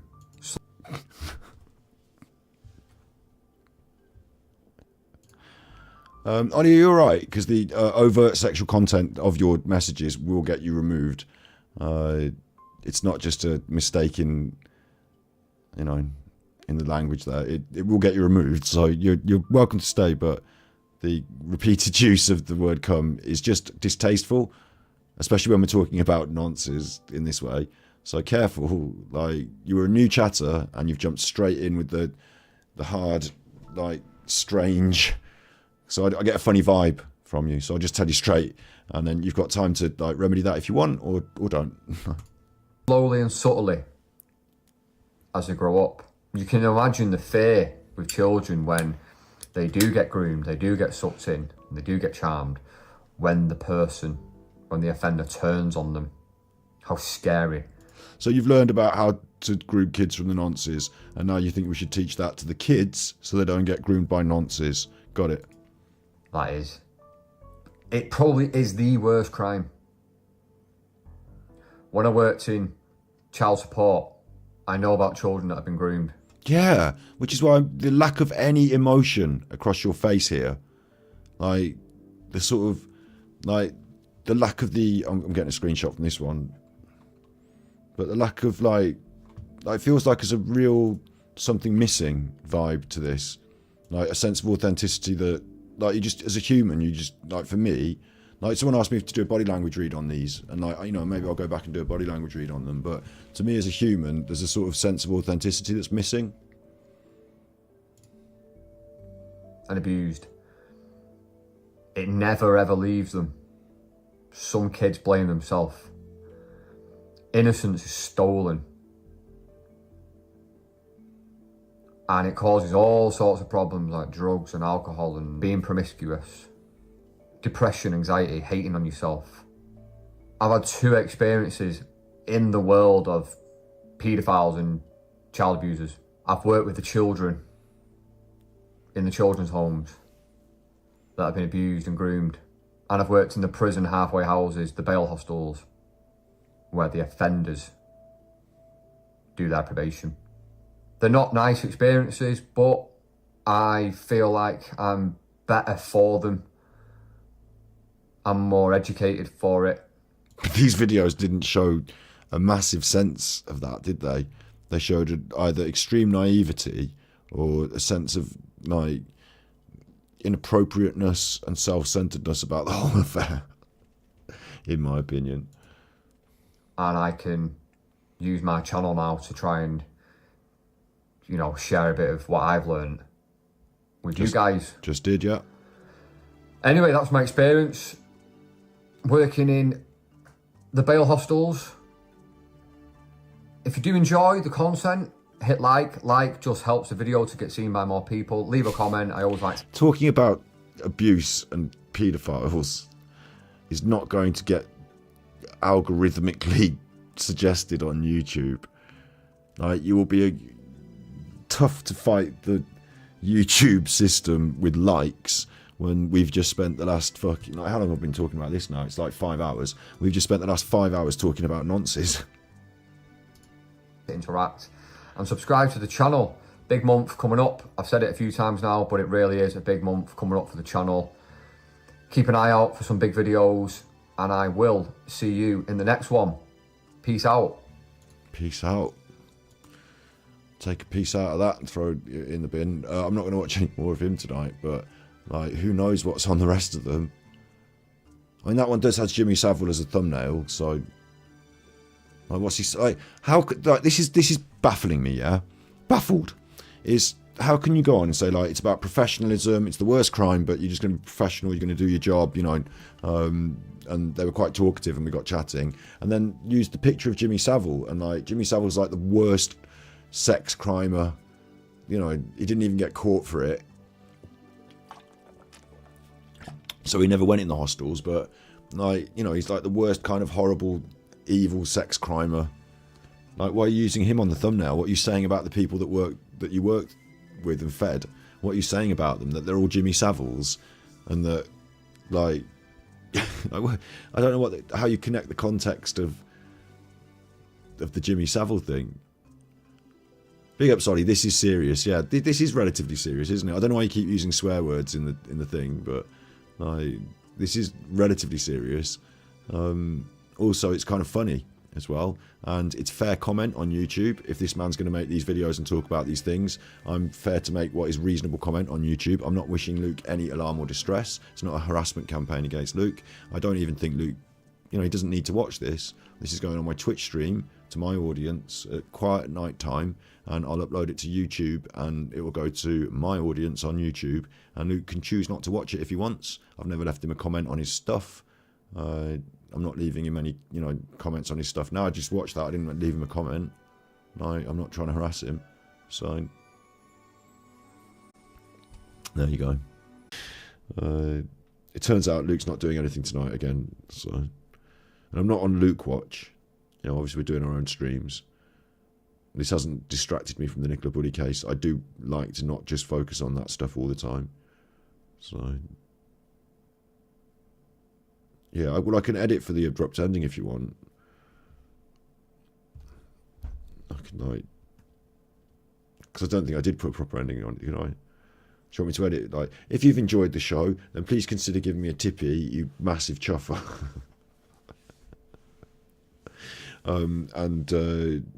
You be good, man. I'm doing the end for the show. Oh, it's the end for everything now. I'll end this show with this, and then I'll get to cut this and put it on the back end if I can, maybe.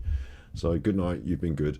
I will, of course, be back unless Peter Folding murders me for uncovering a sort of, you know, child trafficking ring or a helicopter drug smuggling ring or something. We did 6 hours 23. It's been good. I'm really grateful and happy. Expect to see me on Super Chuffer tomorrow, really. I've got to get my brain around doing the Nicola Bulley IOPC report, COP report or whatever. And that requires me to get a bit of a night's sleep, feel good about everything, and sit down and be like, right, let's do some work. You know, so right frame of mind for it. I look forward to seeing you there tomorrow on Super Chuffer. Be good, and if you can't be good, you notice.